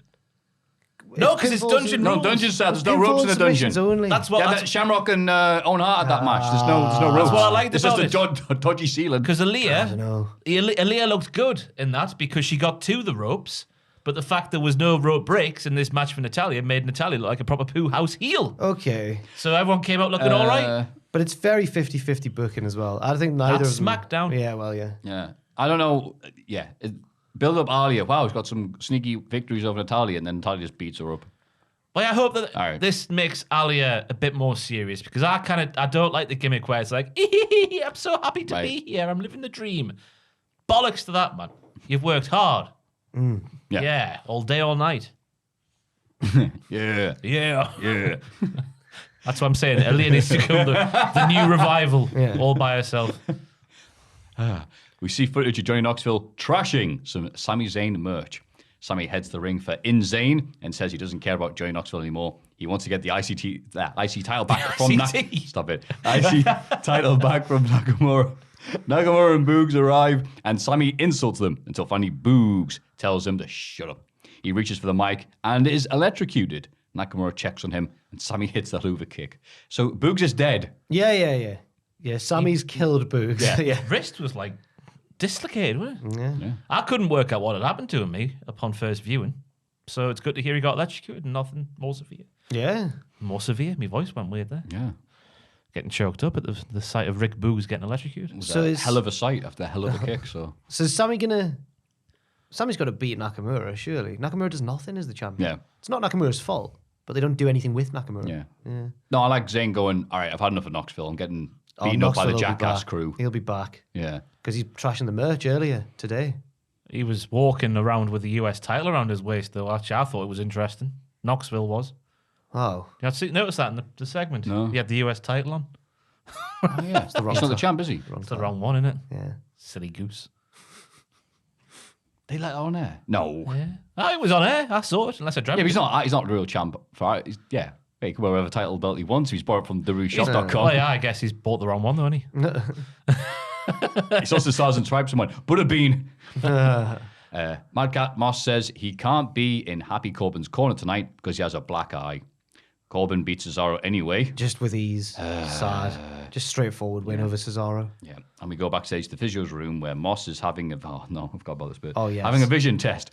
Drew interrupt... No. No, he doesn't just interrupt. It's not being timed to do justice. The guy, Dr. Octopus is doing his thing. Goes, all right, well, shut your eyes so I can test your sight. All right. He opens them again and goes, what can you see? He goes, a sword. A sword? Drew interrupts with his sword and imitates Moss into admitting he's fine and that he was just trying to get out of their match in Saudi Arabia. Drew reveals that it's now a Falls Count Anywhere match and implies he's going to use his sword on Moss in the match. He does, he goes, no rules. I'm going to murder you. All right. What? Bit far. Yeah, and it's nice because he's not going to... I mean, I know it's in Saudi Arabia, but he's not going to use the sword. So I don't know why he's running around saying these things when not going... He can't. He might threaten to use the sword. Yeah, he's threatened... Did you threaten to use the sword? I said I could potentially use the sword. No, did you threaten to use the sword? I think it's high time he used that bastard thing because I'm sick of seeing it. Right. Him, that man with But that how is he sword. going to use the sword? He was on SmackDown last week going, one step closer, I'll draw blood. What? No, you won't. I don't know. Yeah. I think he was a bit silly making it a Falls Count Anywhere affair as well when Madcap Moss has a best friend and Drew McIntyre has no friends. His best friend is the sword. DLC for the new 2K game, which Did you looks see that, great. by the way? The new 2K game, which obviously looks fantastic. But Happy Corbin, 81 after beating Cesaro Oh, yeah. with a plumber. Who would win in a real fight? Corbin and Moss versus Drew with sword. I think. Oh, I mean, Baron Corbin's got the golden gloves. I think Corbin and Moss would win, but one of them would perish. I think Madcap Moss would willingly give his life. He could take the blow just so Baron Corbin spark him out. Football Tom. Yeah. Then ultimately Drew would lose though because he would go to prison Yeah, he would. for murder. Yeah. Because he would have murdered Or at Madcap least Moss. some degree of manslaughter. Yeah. Or just common assault maybe. If you Yeah. No, it would be mad slaughter. Happy Yeah, slaughter. it would have been the killing joke. Goldberg has a sit-down interview and says he's going to make Roman acknowledge him. After that, he's going to beat Brock Lesnar at WrestleMania. Goldberg. Always known for his sense of humor. A big detail we didn't mention there is the fact they're making a thing about Happy Corbin being undefeated since he became happy. So They are, yeah. that's a thing which might mean something. I think this will go to WrestleMania. Corbin and Drew. I think so. They've got two nights to fill, haven't they? Yeah. They've got to sell 200,000 tickets. Well, 180,000 tickets over 2 nights to fill that place. I guess a lot of people will go to both. Hey, wait, is that how many... Wait, it's 90-odd thousand. Shoot, isn't it? That's the size of the stadium? Oh, yeah. Oh, yeah, we went there. No Yeah. wonder they're going, hey, Yeah. Cody, how's a blank check sound? I've never seen anything like it. It was incredible. It was massive. But It's when they said that Wow. the attendance was just over 100,000, but in reality it was more like 90-odd, I think. still a lot. Still a lot of people. They'll Yeah. declare 200,000. And I mean, a lot of people will go to both, but it's still selling that amount of tickets, though, isn't it? Yeah. Because I don't usually care about these numbers things on the other side, like how many people are actually there and stuff. But when you put it like that, it's like, oh, I think 32 was the biggest WrestleMania ever. well. Well, The most stupendous. yeah, this one's the most stupendous. Yeah. Good. Charlotte Flair successfully defends the SmackDown Women's title against Naomi. Afterwards, Sonya Deville mocks Naomi, who attacks her, but Charlotte beats Naomi down. Ronda comes out to make the save and is about to break Sonya's good arm, but Charlotte drags her to safety.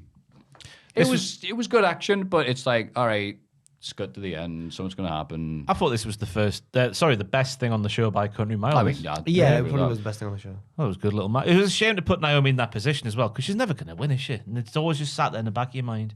She's got no chance in hell. Is there going to be a stip between Naomi and Sonya at the Mania?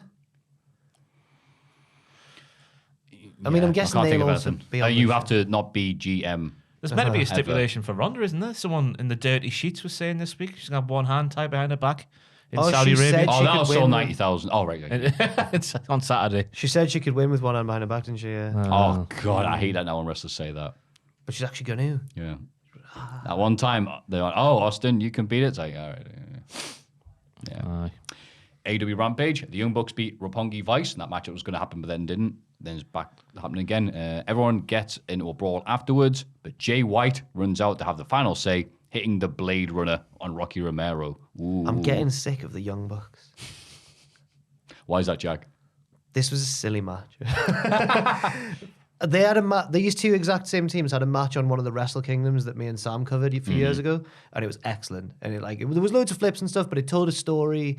Matt Jackson hurt his back midway through. No, he didn't. No, you'd stop lying. No, the story of the match was that Trent Beretta did an insane, do you remember when Ricochet jumped out of the ring and landed on his feet? Yeah. Trent Beretta did that, but landed on his back. I remember that one. That was a great match. And then Rocky Romero had to fight on his own until Trent came back. And this match obviously was much shorter, but it just didn't tell nowhere near as much of a story. Just all the action, not the story. I mean, they had a shorter time limit to work with, but yeah. Was there not countless Ooh, is my references to mic- New I've just Japan? touched my mic there. I'm scared I've pulled it out. I'm still good. Cheers. Go on. Was not lots of references to the New Japan times that I wouldn't get because I didn't watch New Japan back then? Possibly. Yeah, maybe. Well, if he doesn't know, I guess there wasn't. Yeah. If you, Captain New Japan, to There was a couple of things. I like the spot where they try to get him counted out by going up at the top of the ramp. That was some good heely poo. And Didn't also just do the Irish whip like Natalia. And then Jericho on commentary saying the Bucks' super kicks are more well timed and hard hitting than Shawn Michaels. Without saying Shawn Michaels, he said he's faced one of the masters of the super kicks before. But who else could that be? Who else could it be? Oh. Goldberg. Oh, that's Bret Hart, eh? Yeah. Ooh. Bryan Danielson says he doesn't care about Moxie team with CM Punk on Dynamite because he wants something more long term. Yeah. So he's not just looking up for a quick fix. He's looking for a relationship. He's not a Tinder swindler. Exactly. Oh no. Matt Sydal arrives with Lee Moriarty, and they don't appreciate Bryan saying that Lee needs a good coach. I'm a good coach. Moriarty challenges Danielson for next week's Dynamite. Show me how much violence you have. Oh my word. It's like a Yoda figure now, isn't he? I thought I was doing another Bill Cosby impression.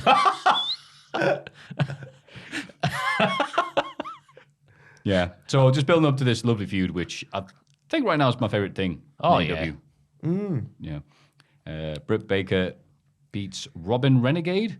Well, that's a wrestler name. The Renegade. Renegade. She beats Robin down afterwards, but Thunder Rosa makes a save. Jamie Hayter stops Rosa from attacking Britt, but argues with Mercedes Martinez over who gets to beat Rosa down more.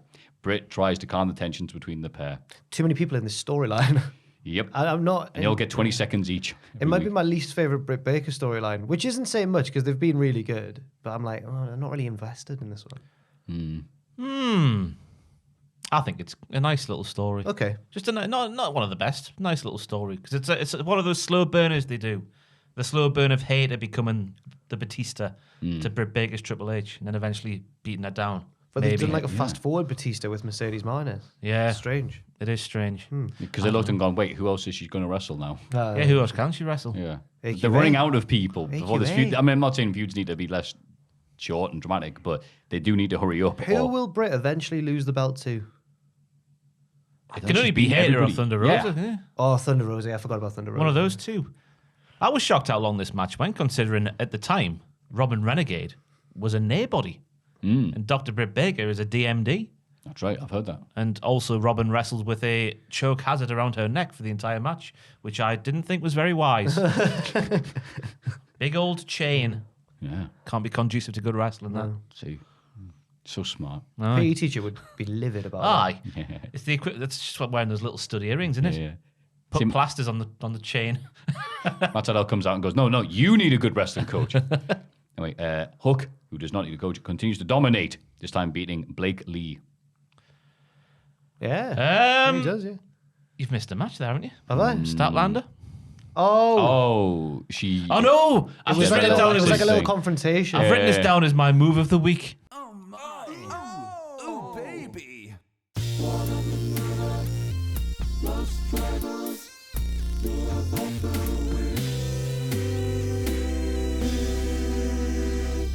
Chris Statlander's promo. I wondered... where she said to Layla Hirsch, The babyface. if this is how your attitude was when you were a kid, I don't blame your parents for giving you up. That Because Layla Hirsch just mentioned that she grew up in a Russian orphanage. That is. Savage. Yay, Chris She's Statlander, the baby face of this feud. But she's a wacky alien. Woo! But with barbs like that, bloody hell. I thought Yeah, it was she's there. I was going, hey, where's your birth certificate? Yeah, From Mars. yeah. just near next week. Layla Hirsch is illegitimate. She ain't got no birth. If she comes on next week singing that, Grim. can you imagine? Yeah, I don't know where that came from, but it was definitely outer space. Sorry, yeah, that's my move of the week. Thank you. Thank you. And then Jurassic Express retained the tag titles against the Gun Club, who used to have a huge streak. A Jack's Hall of Fame streak, we used to call that in the business. But not anymore. No, they were never going to win. But I'm like, I kind of wish Jurassic Express defended the belts more on Dynamite. But, it's probably fine. You know the highlight then? I said my move of the week is just the Gun Club's entrance theme. Nice, isn't it? I also like Way too good for them. I like the recent Dark episode where the Gun Club teamed with the Acclaimed and Caster's rap was like, you're going down to the Acclaimed and those ass boys. And then the Guns were like, what are you doing? And then Bowens goes, the Acclaimed have arrived and don't forget about them ass boys. It's a nice little silly joke. Yeah, it was I good. thought they were really good in this match, the ass boys. I liked how they were always tagging, no matter whether they were taking moves or giving moves. They were taking moves over the top rope and they were tagging as they were going over the top rope. I like that tag team fluency. No, that works. I'll allow it. Yeah. And also, I checked the Cultaholic rule book. I've got an irrational hatred for Austin Gunn, but he was really good with Jungle Boy early on. I just can't stand him. I want to slap him in the face. Did it come from when he was so enthusiastic when it was Yeah. lockdown and he was in the crowd? It'd be like, Yeah. Oh, that's right. Yeah. insert name of big heel who he should be scared of, just because he's only little and an ass boy. He's only little next to Billy. Yeah. Very Shane McMahonish of him. Yeah. It's Bruce like when Hart. they had some of the SoCal wrestlers at that SummerSlam with Mark Henry, Sheamus, was that 2011? Okay. And they went in the crowd and were like, Oh, who was react. it? Whoa! It's somebody whose name we're not going to say, so Okay. you can decide there. Oh, God, But they were no. like, whoa! Come on, act like fans. And they're like, oh my God! Like, all right, cheers. Thank you for that natural acting. And obviously, if you like that, then you'll love Monday Night Raw. Bobby Lashley and MVP open the show. Yay. MVP does some Steiner math, saying there's a 100% chance Bobby will win Elimination Chamber. They're entered to buy all of Bobby's Chamber opponents, one by... Yeah, have you heard this? Raw starting like this. They all think they're going to win. Lesnar is last and uses Austin Theory as a coat hanger before getting in Bobby's face. Theory tries to jump on Lesnar and gets absolutely devastated. And then Brock takes a selfie. Yep, ticked all the boxes. And Lashley, again, just to remind everyone, is still definitely babyface. He was going to be my Hall of Fame pick before I lost this week. Brock Lesnar for his appearance on Pat McAfee's show. Oh, God. He was Oh, I saw some of the clips. He was broke the table. fantastic. It's worth watching the. I think it's like 49 minutes he was on. It's fantastic all the way through. He's got that Kevin Nash charisma of like, I'm harder than anybody. I'll do what I like. Yeah, it's the sort of person you aspire to be when you grow up. Right. But I think that I'm still charisma hoping. only comes out if he respects a fellow macho jock man like Pat McAfee. Yeah. Because if he was in this room now, he wouldn't be having a laugh like he was with Pat McAfee. No. Just be nipple crippling us, wouldn't he? A nuggy. No. Noogie? Nuggy? I don't know. No, I say Whatever nuggy. it's called, yeah. What, Sergeant Slaughter's finisher? Yeah.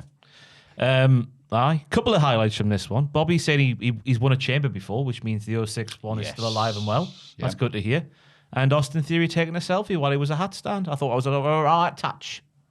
Second right touch. A of the second week. one. Oh, 2 A and 1. white touch. We're going to get a little animated gif of the guy from Soccer AM. like Shucky Ducky Who Quack was he Quack. called? Oh, I thought it was. Oh, I was thinking of Terry Tibbs from Phone Jacker. No, But, you know, no. It could be Terry Tibbs as well, but Did it was it? it is more. Right Yeah. touch. God, what was he? Yeah, I forget the name. it wasn't Sheephead. but Someone I who remember Fenner's Sheephead. dressed up as. Yeah. Whatever it was called. Did the joke. Central. Beautiful. Fenner's is still going on the YouTube clips and that. He's still on Soccer AM and he gets dogs abuse in the comments. I've seen the way he people hate- dresses. That's why he gets dogs abuse.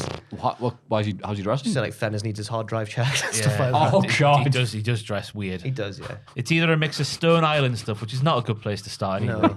But it's always like really baggy trousers with like a coat that doesn't match remotely. He's or got to like, be in his 40s now and he's dressing really I'd silly. say older, me. You He was think? around the 90s, wasn't he? Oh, aye. Yeah.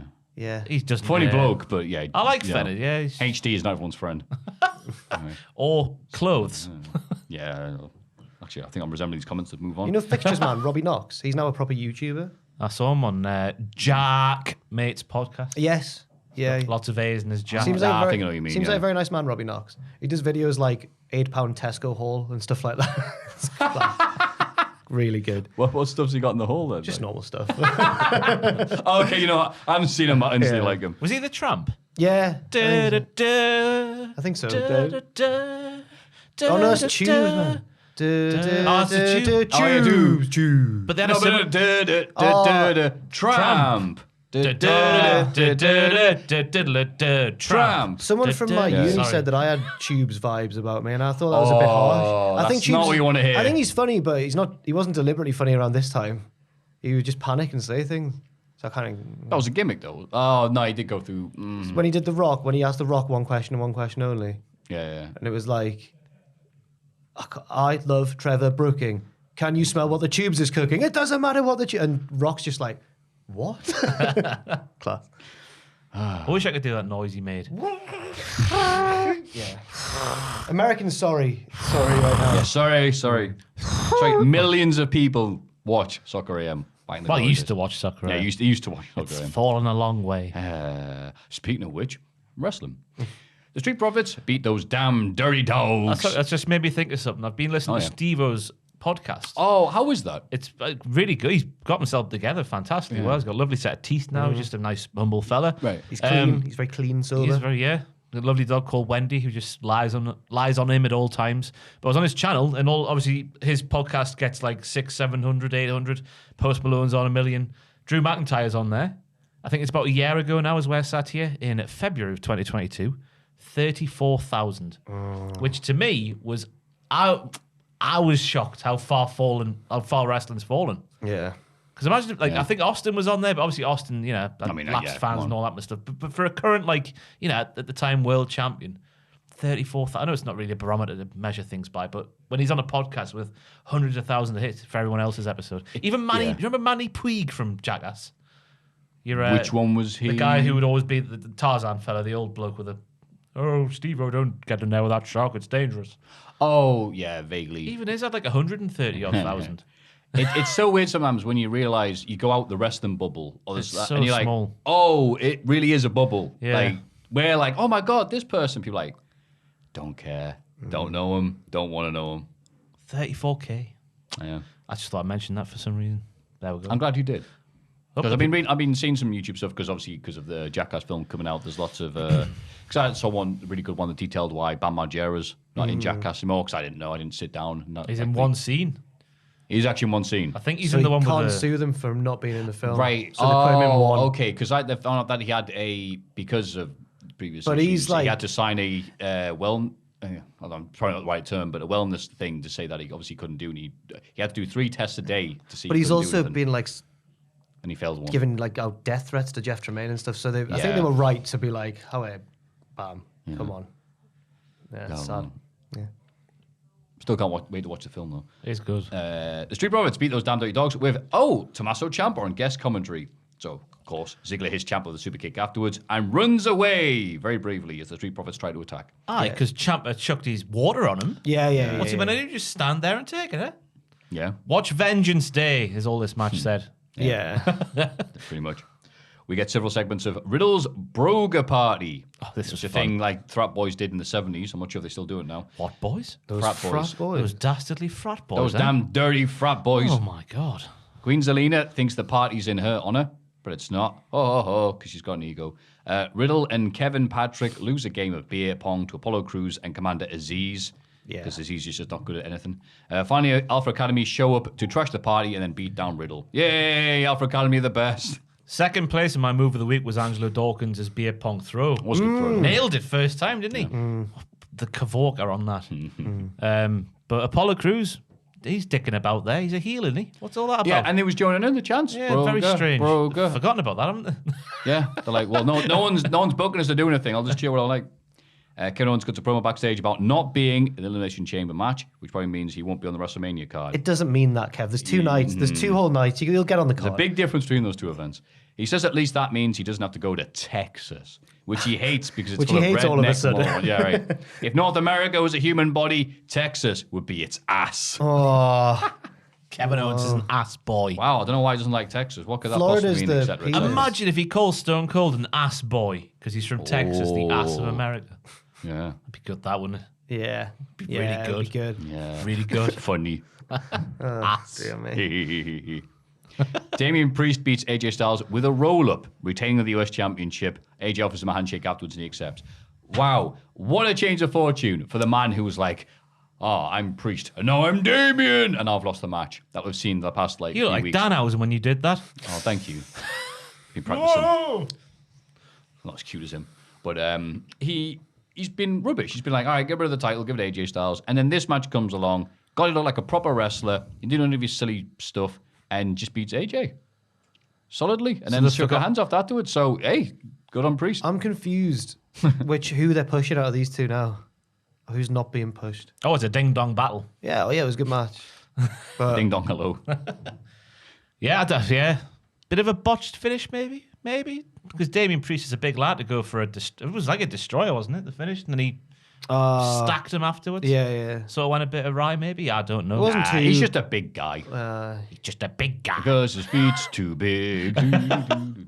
It is, because Priest's been very much on the way down, hasn't he, in recent weeks? Yeah. I think this confirms that Bad Bunny's going to be at WrestleMania.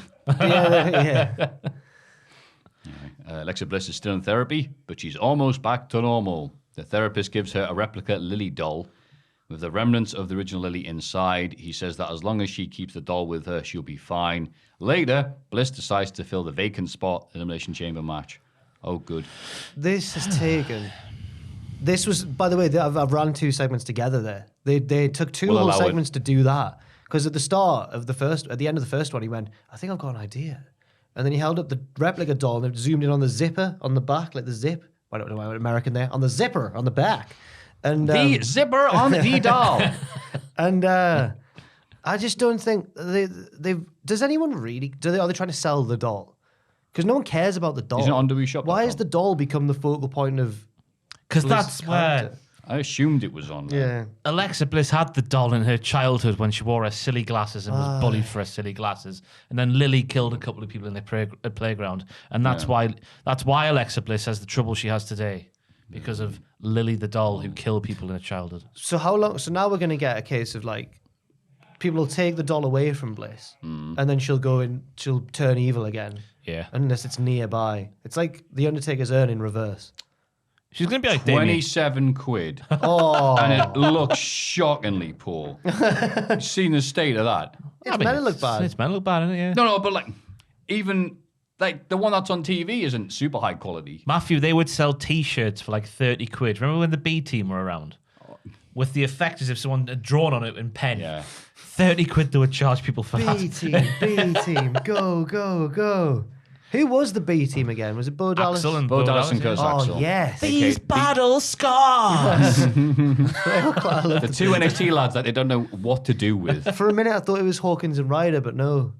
It was, you're right, Bo Dallas and Curtis Axel. Hawkins and Ryder were B just... team beat the Revival, didn't they? I think Hawkins and Ryder beat the Revival. At WrestleMania, the pre-show. Yeah. When the that must be the when Revival beat them. The sorry. Revival came out, kissing the belts goodbye, like 10 times in the entrance, and I thought, they're going to lose this match, man. But then it made me think that every time someone kisses a belt, I'm like, they're losing. And they don't all the time, but... Yeah. I thought it was interesting in the match graphic for Elimination Chamber. It's a normal picture of normal Alexa Bliss. There you go. So, Cool. I just wish they would bin off the doll. You know, it's almost nice. I don't care about the doll either, especially that 27 quid one on Euroshop. But here's some storyline reasons for why she's changing her character. Okay, cool. And they've actually been doing these segments week after week, and you can say it's to fill some time on Raw, which really feels like, there's 3 hours to go. But where were these segments when The Fiend was doing his thing last year, and we're like, okay. Because these segments... Are they going to explain why that happened, or that segment, or what that meant? It was like, no. The Fiend never happened. These segments exist in a world where the Fiend was never a thing. This is It's been childhood... retconned out of existence. Yeah, he has. Because he turned her into a spooky so-and-so, didn't he? Yeah. That was the canon when he was a thing. But now he's not a Yes. thing. She's had childhood trauma for wearing silly glasses at school and being in the playground and then Lily doing stuff to 2 kids. Just rubbish. Just silence, rubbish. eh? What was I meant to add to that? I'm like, yes, Ross, those were things that happened. It's not a fan. Well done for keeping it all together, though. I think it's rubbish, me. Yeah, I think it's rubbish as well. Yeah. Moving on. Almost beats the Hurt Business in a handicap match. Oh, I'm man. getting sick of Almost. Why are they called the Hurt Business still? That was Bobby Lashley in MVP. We had this name, confirmed yeah. not Yeah. just by Bobby, but by everybody that the Hurt Business is over. Oh, they don't care anymore. They don't care. Yeah, don't ask Continuity. questions like that. But almost having to like, the two guys having to wrestle around almost and never go, rah. It's Oh, like- you're sick of Omos now because he's beat two guys you like. No, it's just because they've carried on. I thought they would keep on doing this. Eventually, almost would be like, just pick up via osmosis how to wrestle like these proper matches. But they're still having them do like, all right, handicap matches where the two guys run around them. I'm a very normal height. I can't wrestle. I can't imagine being 7 foot and trying to wrestle. Like I think this might be as good as he gets. Okay. And he's trying massive, he's though. trying his best. No, he's trying his best, but I'm like, well, what's the end game? World champion. That's what I'm dreading. Imagine him on the red carpet, man. Your reporter from GMTV be like, whoa, Who's this? look at the size of him. Who's that My one walking through question- the airport there? Hi, it's Tubbs, Soccer AM. Can I ask you one question? Tubbs. How big are you? Anyway. Reggie and Dana Brooke are having a lovely meal in the restaurant. Oh, this was brilliant. They're ambushed by our truth, Tamina and I take the Tozawa, opposite point of view, Ross, as we talked about on the pitches. But who sorry, are carry on. all in disguise. In pitches, this got brought up. Jesus. Yeah. Reggie again helps Dana escape, but she turns down his advances again. He agrees to just be friends before rolling her up to become 24/7 champion. Yes. He runs off. Never trust men. Go on. Never trust So, men. Ross, we'll start with you. Why did you like it? Well, I thought it was fantastic to see Dana Brooke get her comeuppance because she has been stringing Reggie along. Because she's been kissing him on the cheek. We had that embrace where they were just nose to nose, basically. And then she turns around and goes, no, Reggie, we're friends. Where she's clearly doing a bit more than what friends would do. We've all got friends who are lasses in real lives, haven't we? We don't go around kissing them on the cheek, do we? We'd be slapped in the face, wouldn't we? We're not French. Yeah, yeah. So Reggie getting his own back on Dana for stringing him along and then playing her like a fiddle at the end there to roll her up and get the 24/7 title back and make her pay for the meal. Fantastic ending. The best 24/7 segment since the golf course. I thought. Wow, that was a long time ago. I thought Dana had set her boundaries out and said, "Nah, I just want to be friends, Reggie." And he chose to keep on trying for something more. And now he's betrayed her because she only sees him as a friend. I think Reggie's in the wrong. But isn't it wonderful that a storyline can have so many shades of grey? Isn't Not those shades of isn't grey. this well written? Yeah, Yeah. that's next week. Yeah, it's interesting because, I saw some people online, and it was, again, you just not try to go on Twitter too much because, mental health. But, all I saw was people crapping on it going, oh, I see, because Reggie didn't get a shag, he went, I'll take your title instead then. It was all a master plan. Yeah. Either I'll get you or the belt. Backflips away. These are 24/7 titles things, so I don't have that much care for them Oh, I because do. they've just been rubbish. Got to keep myself Ever since the sane. plane segments were spud. So They were good. They were great one day. Drake Maverick was the best thing about it. He was. Yeah, now they just dress our truth in various costumes. Yeah. He's making an easy paycheck. Good for him, Yeah. I guess. Unless he wants to wrestle. Yeah.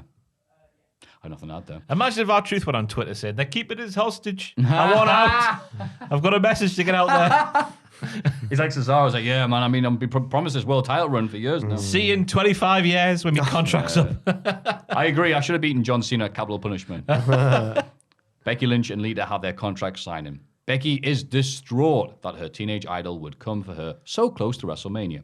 She says that all will be forgiven if Lita rips up the contract and walks away.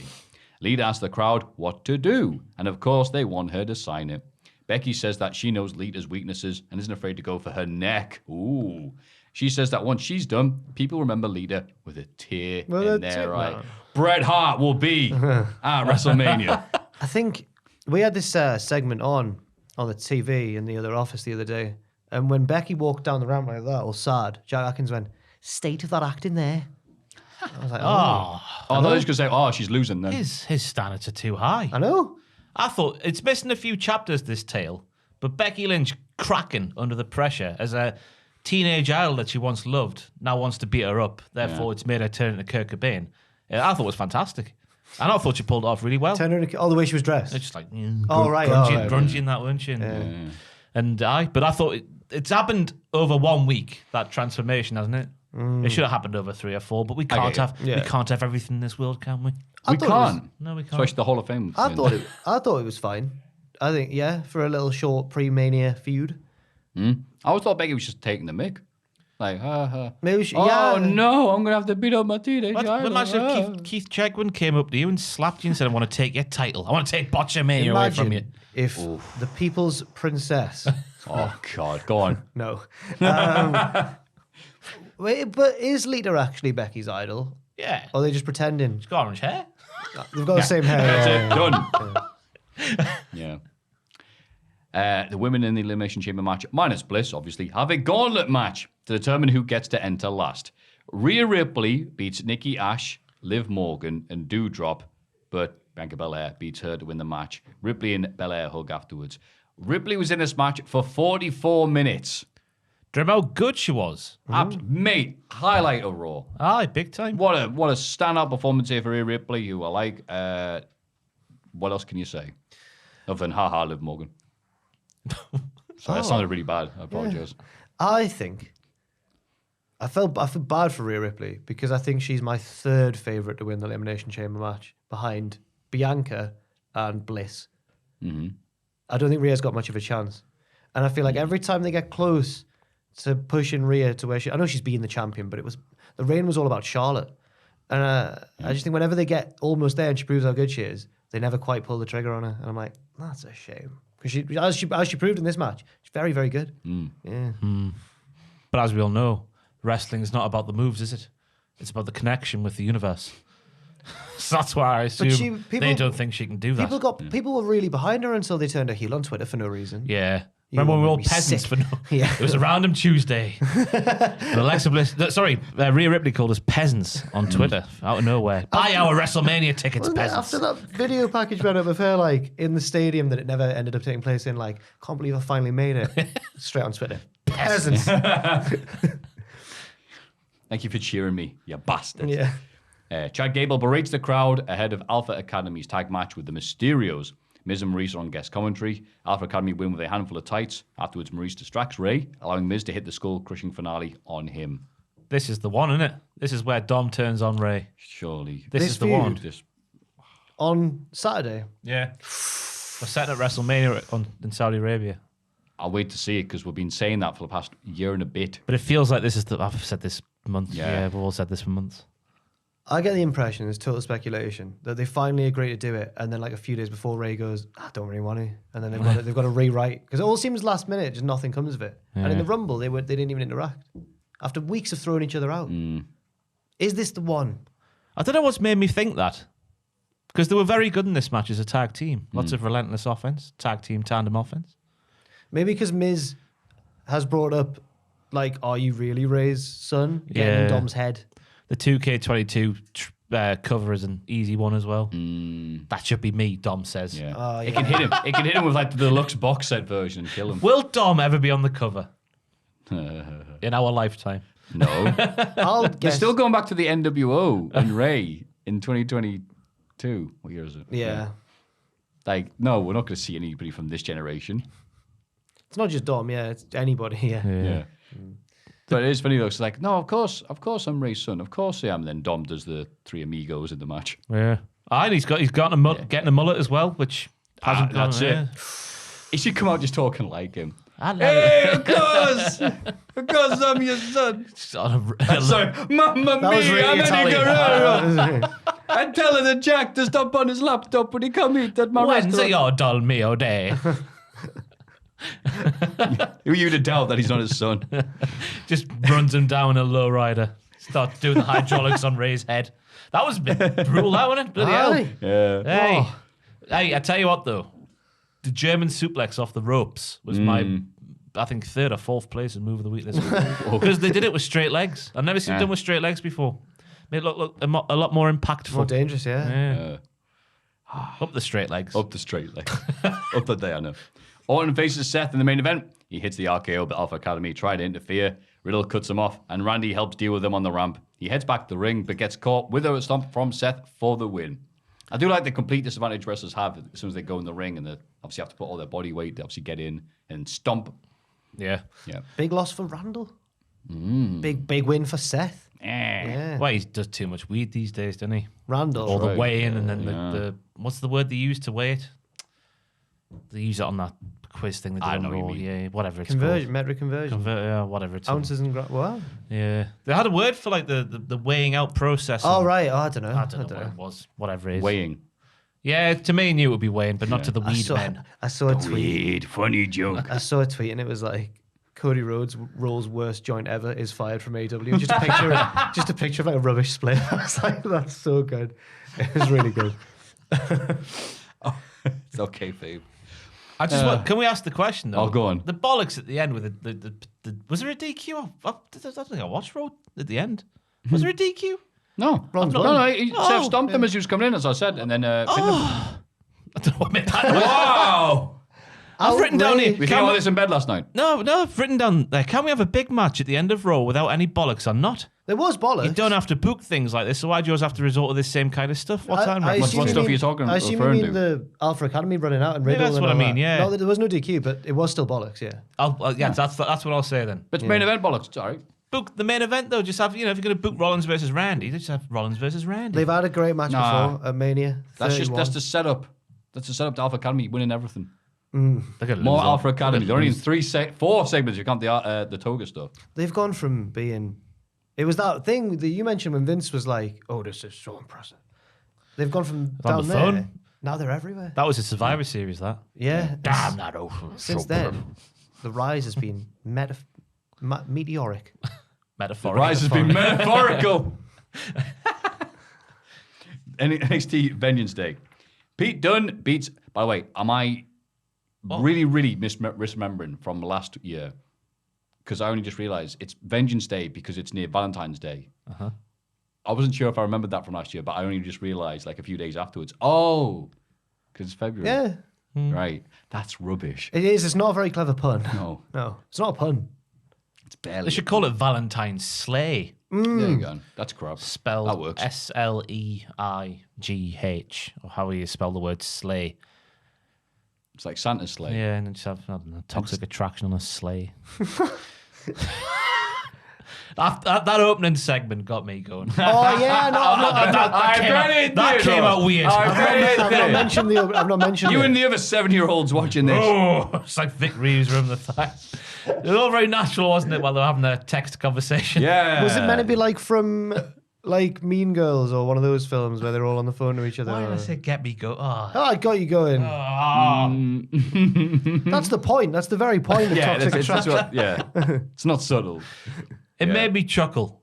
Did Right. it? Yeah. What bit made you chuckle the most? Just the setup, just the camera angles, bloody what's her face there in a scantily cladness. It made me explode with laughter at how silly it was. I popped. As in, I cheered a lot. Pete Dunne beats Tony D'Angelo, it's related to Eddie Guerrero, in the weaponized steel cage match, although it takes 2 bitter ends. Yeah, Tony kicked out of a cricket bat into a bitter end. Yeah. I thought, wow. Vivian Richards did that back in the 70s. He did, yeah. Was he another one dishing out the cricket bat? I can't remember Rick that. Mail on the receiving end. Or Neil. Can't remember which one. I've said Sir Viv Richards, and you've taken it as a Vivian from the Young Ones. Oh, I thought you meant Viv. I was about to be like, that wasn't the 70s, but yeah. I thought you meant Viv Richards, the West Indies cricket West Indian legend. great. Got you, yeah. He went to university with Rick and Yeah. John. No, Mike. Yeah, there we go, yeah. Rick Imagine and if Mike. Viv Richards had showed up on the Young Ones. Hello there, Neil. Yeah. It is I, West Indian cricket legend. I recently- Sir Vivian I'm Richards. now going to play a song. I recently watched a compilation of Viv Richards' coin tosses at the start of test matches. Coin tosses. And he's just so cool. And he's just chatting to the other captain like they're old friends and that. I just thought, Viv Richards, what a man. But I also like the young Viv from the Young Ones. Sorry about mistaking. Great. that. What do you think of the match, Jack? Yeah, it was good. It was a good match. It started off really fast, didn't it? I thought you were doing something weird there. I thought you were trying to take the Who's mic. getting me going this match? Started off really fast with the running into the sides of the cage and that. I thought Tony looked really good. And I was surprised that Tony... No, I wasn't surprised because Tony won the last match, didn't he? He got his win back. Yeah. And now is going to challenge... I might have written it in the notes for the North American title at some point. All right, mate. Yeah. Congratulations. Basically what he said. All right, mate. I've never seen Pete Dunne look so chirpy when he confronted Carmelo Hayes. All right, mate. That's the head from Heart Attack, that. Hello. I've tried a hand at a pun here. Oh, here we go. Pete Dunne using a toolbox in the best way since his days teaming with Tyler Bate, which hasn't worked, has it, lads? Tyler Bate. If I said I don't get it. tools would have been better, but he used a toolbox didn't he, with the fingers. I thought it was one of the best spots of the match. Yeah, but what's the pun? original? Because Tyler Bate's a tool. Oh, okay. Oh. All right. But it hasn't really worked. Where's that come from? He's just a I don't tool. Probably is, I don't know. What's the saying? Young, dumb. Full of. I don't know. Probably applies to him, I don't know. I don't know. Tyler Bate at all. Raquel Gonzalez wakes up Courage 8 at 5 a.m. to train for the Dusty Classic. Ross hates. Hey! Ross hates my future wife that he She- seems to think Cora Jade, right? Right, we've established on NXT she's a creep, right? She is a little creepy so-and-so, a little creepy get. She's 1 minute, she's like, ooh, be my friend, Raquel. Then, ooh, I want to hurt you, Raquel, bump. And now she's being crazy in the gym with her little weights and her little sandwiches, and it's all very funny, Well, isn't we'll it? see what- But the pièce de résistance of this creepness is the fact that she sleeps in a woolly hat. Even I don't sleep in a hat. Even he was kicking off going, Aye. what you doing? Yeah. And he never takes that When off. when she wakes up in the bedroom, she wakes up. Cora's outside and that. She's got the hat on as she wakes up. Yeah. That's not on. She's not all there. Yeah, can you let us know in the comments? Do you sleep with a hat on? Does Nobody anyone? sleeps with a If you hat sleep on. on the streets, maybe, but she's in bed. And by the way, the NXT village they all live in looks really nice. Oh, yeah. She had a little balcony and everything. And then Fraser went, I bet that's like the Olympic village. Well, not being fed very well. Yeah. Some grim photos online. What was that thing about the most recent Summer Olympic Games with the beds? Oh, they've put The in, guy was maybe it bumped- was like the guy was standing up on them, jumping up and down. Was it approve? Oh, bollocks. they had like I don't know the story. anti-shag beds. Anti-shag beds, yeah. Try and discourage pandemic and that. Why would you not? Why are they trying to discourage shagging? Pandemic. Don't want When people you- mixing too much. no, It's come more, on. it's more than being around each other than the actual coitus. And when you're a fella, you got to have so much testosterone in your body, haven't you? Boxers are like that. You can't have sex for so many times. No, I think it's in Rocky they say women weaken legs. Oh, no, Rocky. Tyson. No, well, I watched an interview with Tyson Fury where he's like, Oh, famous, intelligent man. Yeah, Tyson go on then. Fury. You probably got it from Rocky. but also a world champion boxer Oh, yeah. who said like I couldn't have sex for so many weeks. before Tyson's my fight. views on some things are bad. I'm just speaking about the time he said he couldn't have sex for a few weeks. I don't know what else he said. I think the bloke who still has the long jump record from like the 80s or something, on the morning of, thought he'd ruined his chances of winning because he'd had sex the night before, and then he went and smashed the long jump record. So imagine how long it would have gone though if you hadn't done that. I know. maybe it is true. Yeah. Yeah, we're clearly all athletes, so I'll move on. So, proud of our efforts, but they have to do this all again tomorrow. Womp womp. Great. Yeah. She's eating. Is it a sandwich? Yeah, little sandwiches. And she slaps it out of her hands. So crazy. If she wants her to bulk up, she's got to eat more. Yeah. Why is she saying no? You need to cut, not bulk. Come on now, Cora. Took a sandwich into a gym. Oh yeah, it was. Oh, that'll rude. be it. Yeah. Not even I Why would do you eat a that. sandwich in a gym? That was on rude. the floor. Because she's a creep. In the gym we go to. One. There was a serious breach of gym etiquette the other day that me and Owen saw. So on the it's not a bench, it's not, you're not laying down, but it's like a seated press machine. Mm-hmm. And I was waiting to go on that, and there was from the minute we got into the gym, got changed, everything came out. There was this girl still sat on there, not doing sets. She was just sat on there talking to a personal trainer who should have known. I think should have known better.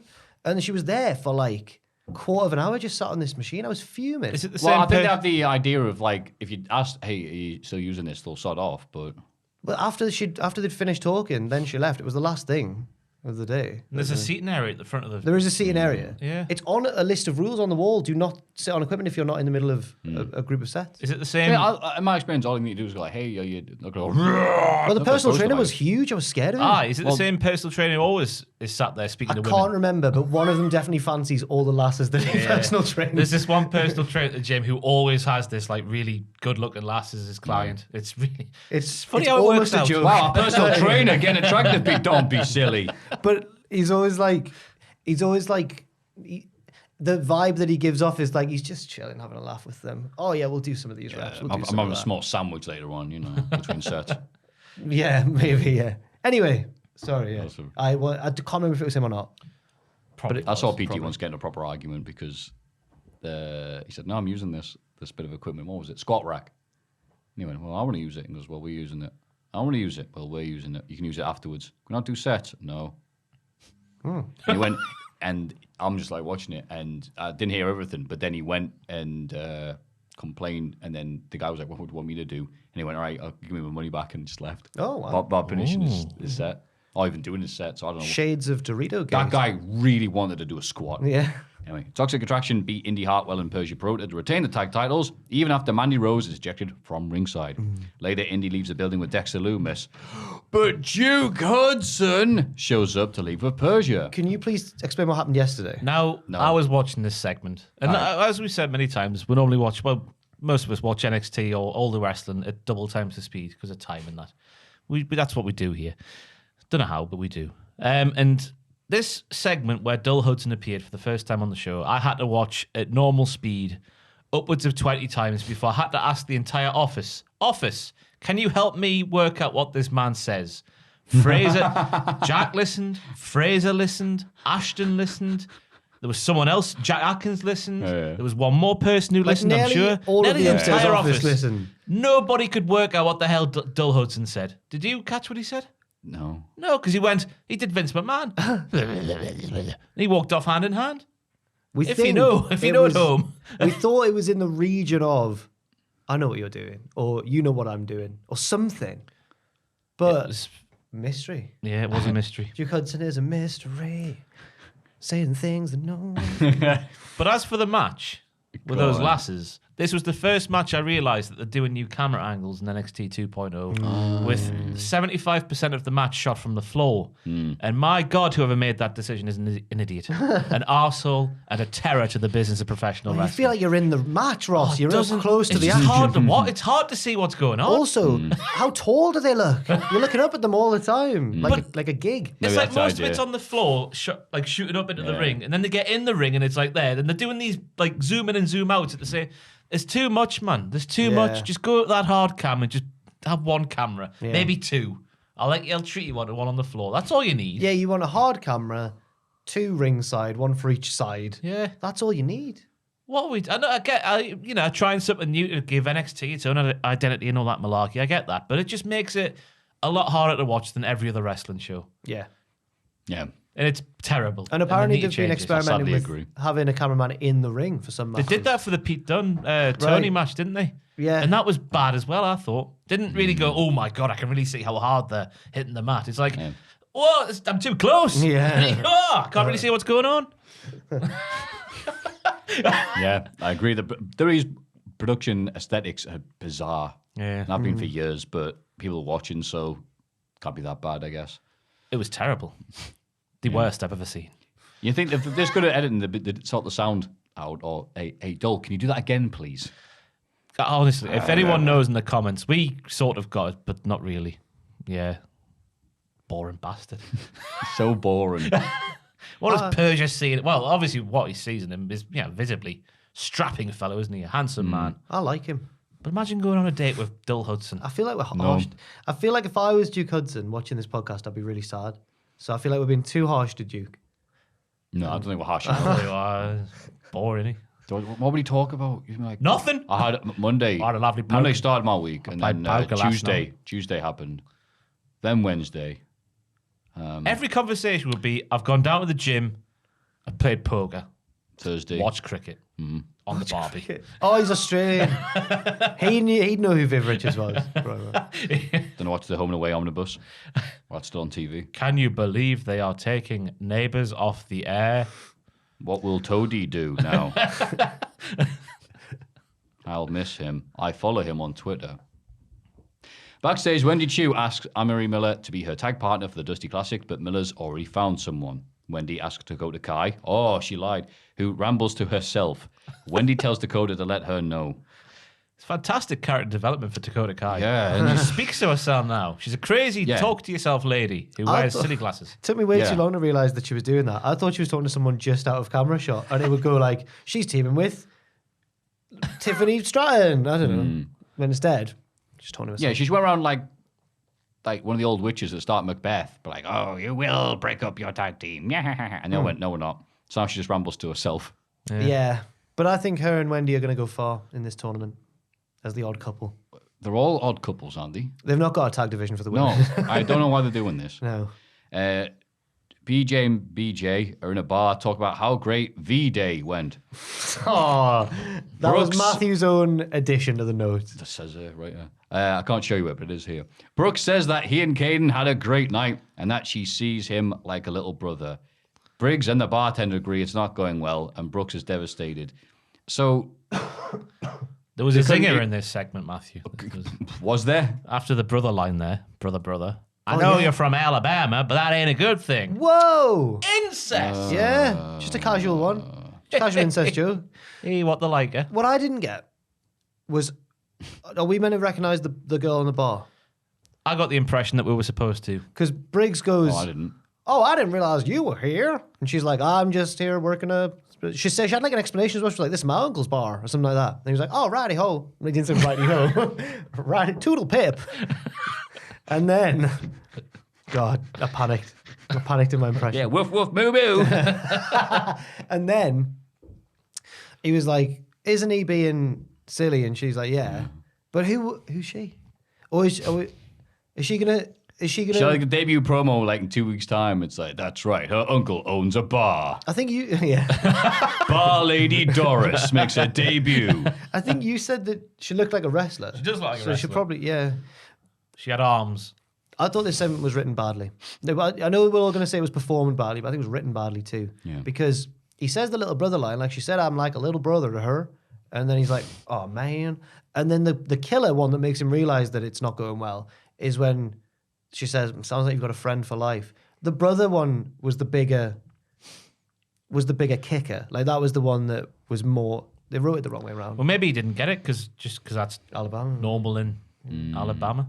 That was the implication I got there. So it's bad writing, bad actors, bad everything. An unknown bar lady woman, soon to NXT, level up. And yeah, and even worse, it's like, wait, so there's two, oh no, friend zone storylines. At the same time. So there's one of the writers just like got a decline off Tinder. Didn't the main roster steal a stipulation from, it was like the Shark Cage or something from NXT on like the weekend of that thing happening? I can't remember what it was. It was one of like the first signs that, the main roster doesn't care about NXT. I can't quite remember what it was. I don't know what you're talking about. No idea either. Okay, never mind. Sorry, I'll be honest there. Anyway, Grayson Waller brings some police officers with him to arrest LA Knight. Knight reads the restraining order and reveals that Waller's recent attack on him makes the contract null and void. The police leave, and Knight beats up Waller before throwing him out the ring. Sanger catches him on the outside, and Knight reveals that he and Grayson have a match next week. Goosebumps during this segment. Literal goosebumps. Well, When he goes, were you reading the book series? Or... I used to. It was fantastic. Slappy the dummy. Go on. No, but when he went, let me talk to you, and the entire NXT 2.0 unnamed arena went, yeah, in unison. This segment Everywhere. made me realise there are a lot of plants in the NXT ring. That's honestly what I thought. We saw Austin Gunn doing it.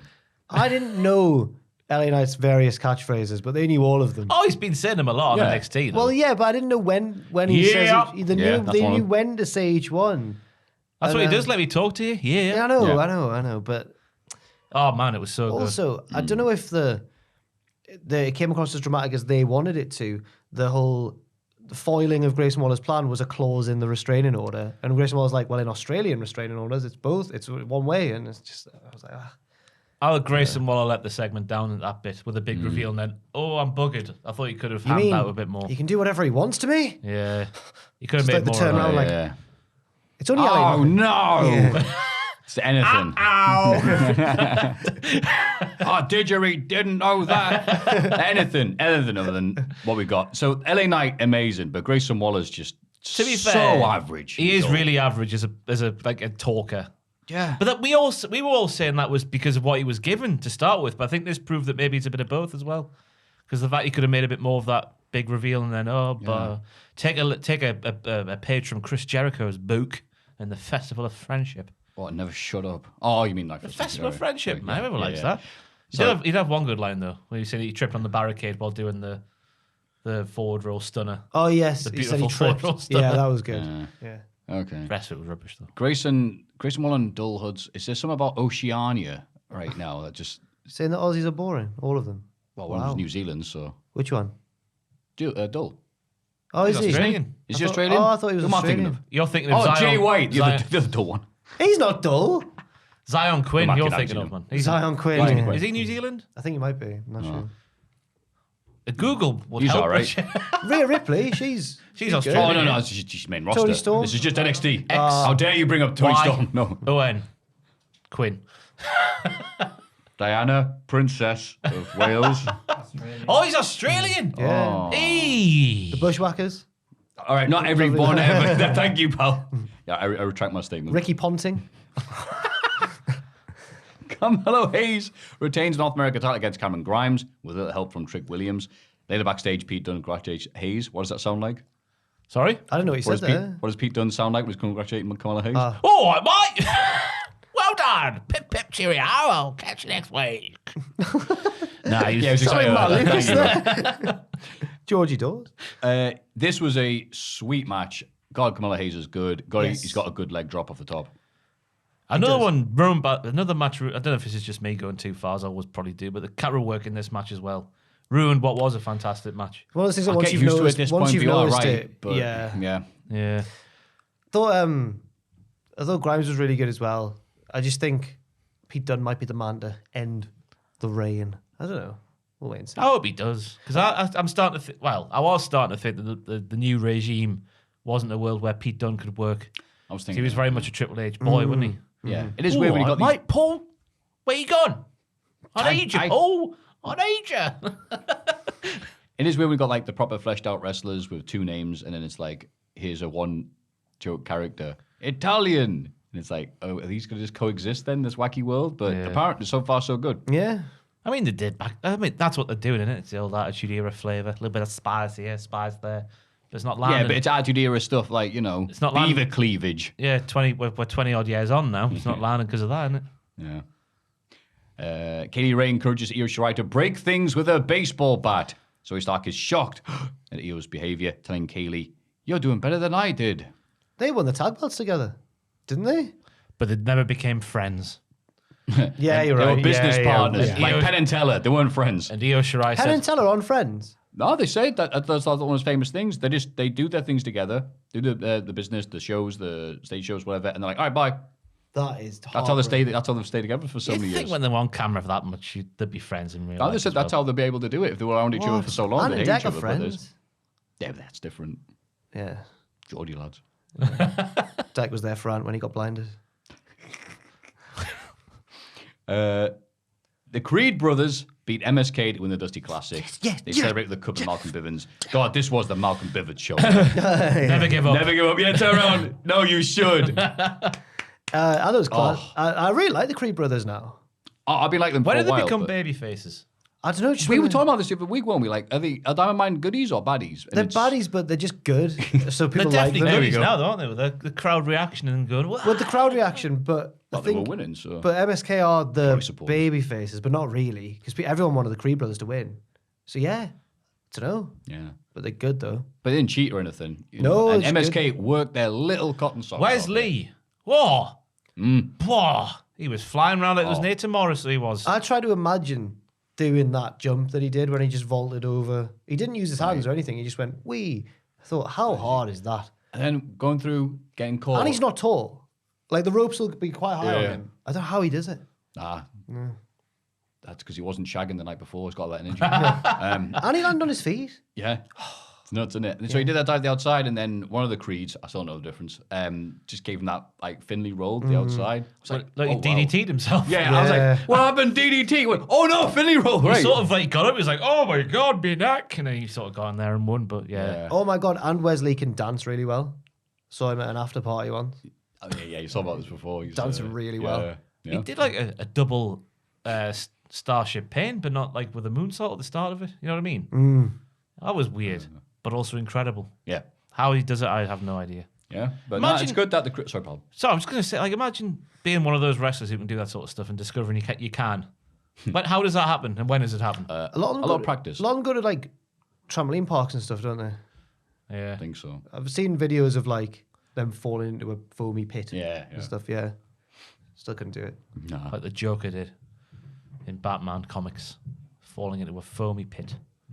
Well, Didn't not land that way, did like a pit of foam shapes, Yeah, I know that. It's I a think- joke I was trying to make. but the acid. There's bubbles in it and foamy. Oh, Jack Nicholson's bubbly yeah. and foamy in it. Yeah, you know what? That probably would have been really good on paper. But it's not though, is it spoken? No, because I'm dumb. no, don't blame yourself. Oh, It was a I'm reach. trying to. Sorry, no, sorry. Become very sassy over the past No, few I'm weeks, sorry. No, when you weren't here one week, Do you know why? Tom Because and of Matt- that streak he had. when going. you when the week Remember Superstar Jack? He come in with his glasses, goes, I know, I'm like, I don't care. the week you Dummy, yeah. the week you weren't here, Tom and Maffew really inflated my ego, and apparently it was like my best week ever on the podcast. So I think that's what's happened there. But also, I think Shame that. there's a hint of insecurity that your crap joke didn't land as well. Oh no! Oh Did you just do a fake cheer for yourself? yeah, because I felt awkward. Because I felt really awkward. So I don't know what to do. You would know about crap jokes not landing. Don't give him that. You would know about crap jokes. Oh God's sake! You could be referring to me or you there. So the person he's not referring to is the Creed brothers, who are now the Dusty Classic winners. And I Yes. thought it was a good decision that they won. Yes. Because they need to do tag team to be pushing. They've been bubbling under. But obviously MSK and Imperium have been doing their thing. And obviously the amazing tag team of BJ and BJ. How we possibly have a team JB. for Creed brothers get some That's time. BJ so, and JB. Nah, it's not. It's BJ. Okay. And twice as funny. And yeah, well done. Well done. Well done. Just being Creed positive brothers. about some of the stuff in NXT 2.0 because it's, we mock all the rubbish bits, but when the good stuff happens, it's like fair play to them. I think we do say when it's good and when it's bad. Yeah, but we don't We remember talk about the bad bits more, don't we? We Yeah. do because it's rubbish. In a video package, we learned that Nikita Lyons isn't just a great singer, Oh, songwriter, martial arts, and wrestler. She can dance as well. Her debut is next week. I can't wait. What's it gonna? It's gonna be like. Is it gonna be beat down then song or song then beat down? Or she does a song that loses. That'd be a good gimmick. Then sings herself away. I'm the people's princess. oh. And it sings herself, yeah.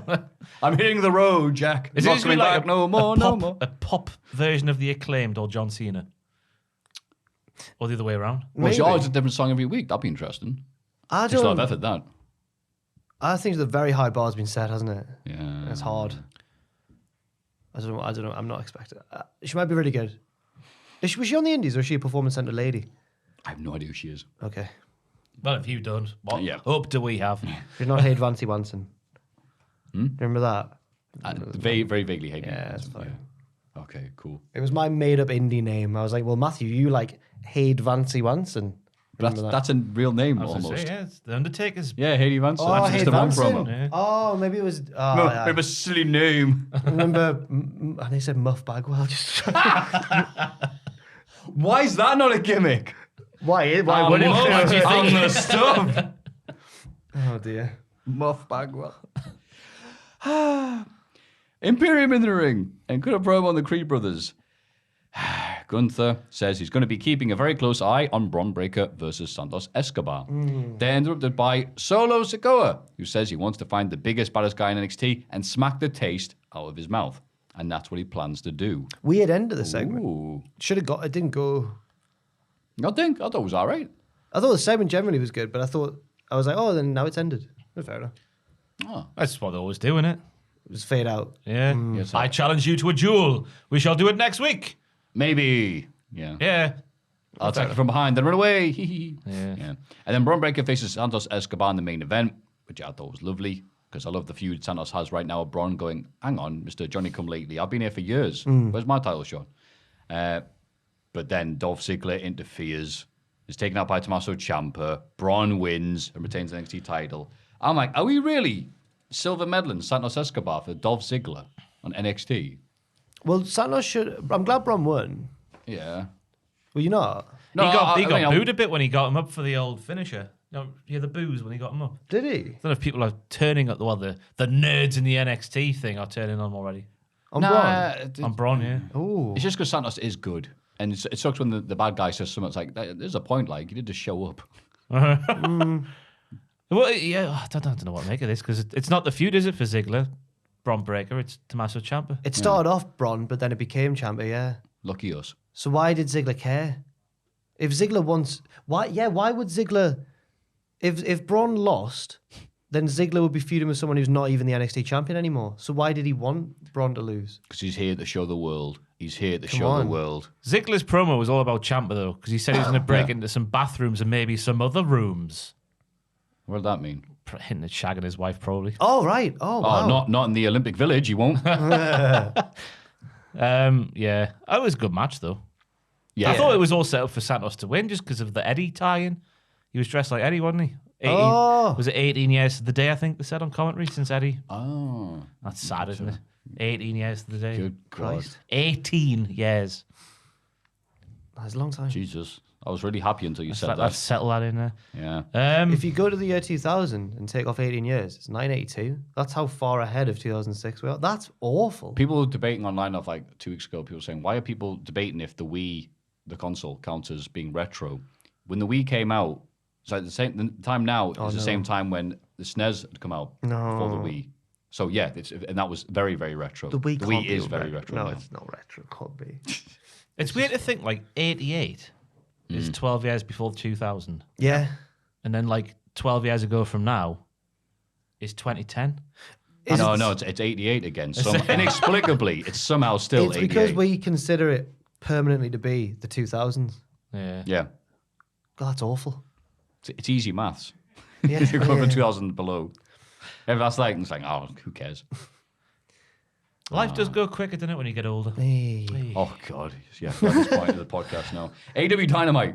CM Punk announces the date and stipulation of his rematch with MJF. He says that MJF compared himself to Piper in Portland and asks us if MJF will be his Greg Valentine. But he didn't say Greg Valentine. He didn't, no. Just said Valentine. He did for the just say double meaning. Valentine, yeah. He's a wordsmith. Yeah, he certainly is. Is CM He's Punk. a bollocksmith as well. He wants a dog collar match at Revolution. Nice, I kid.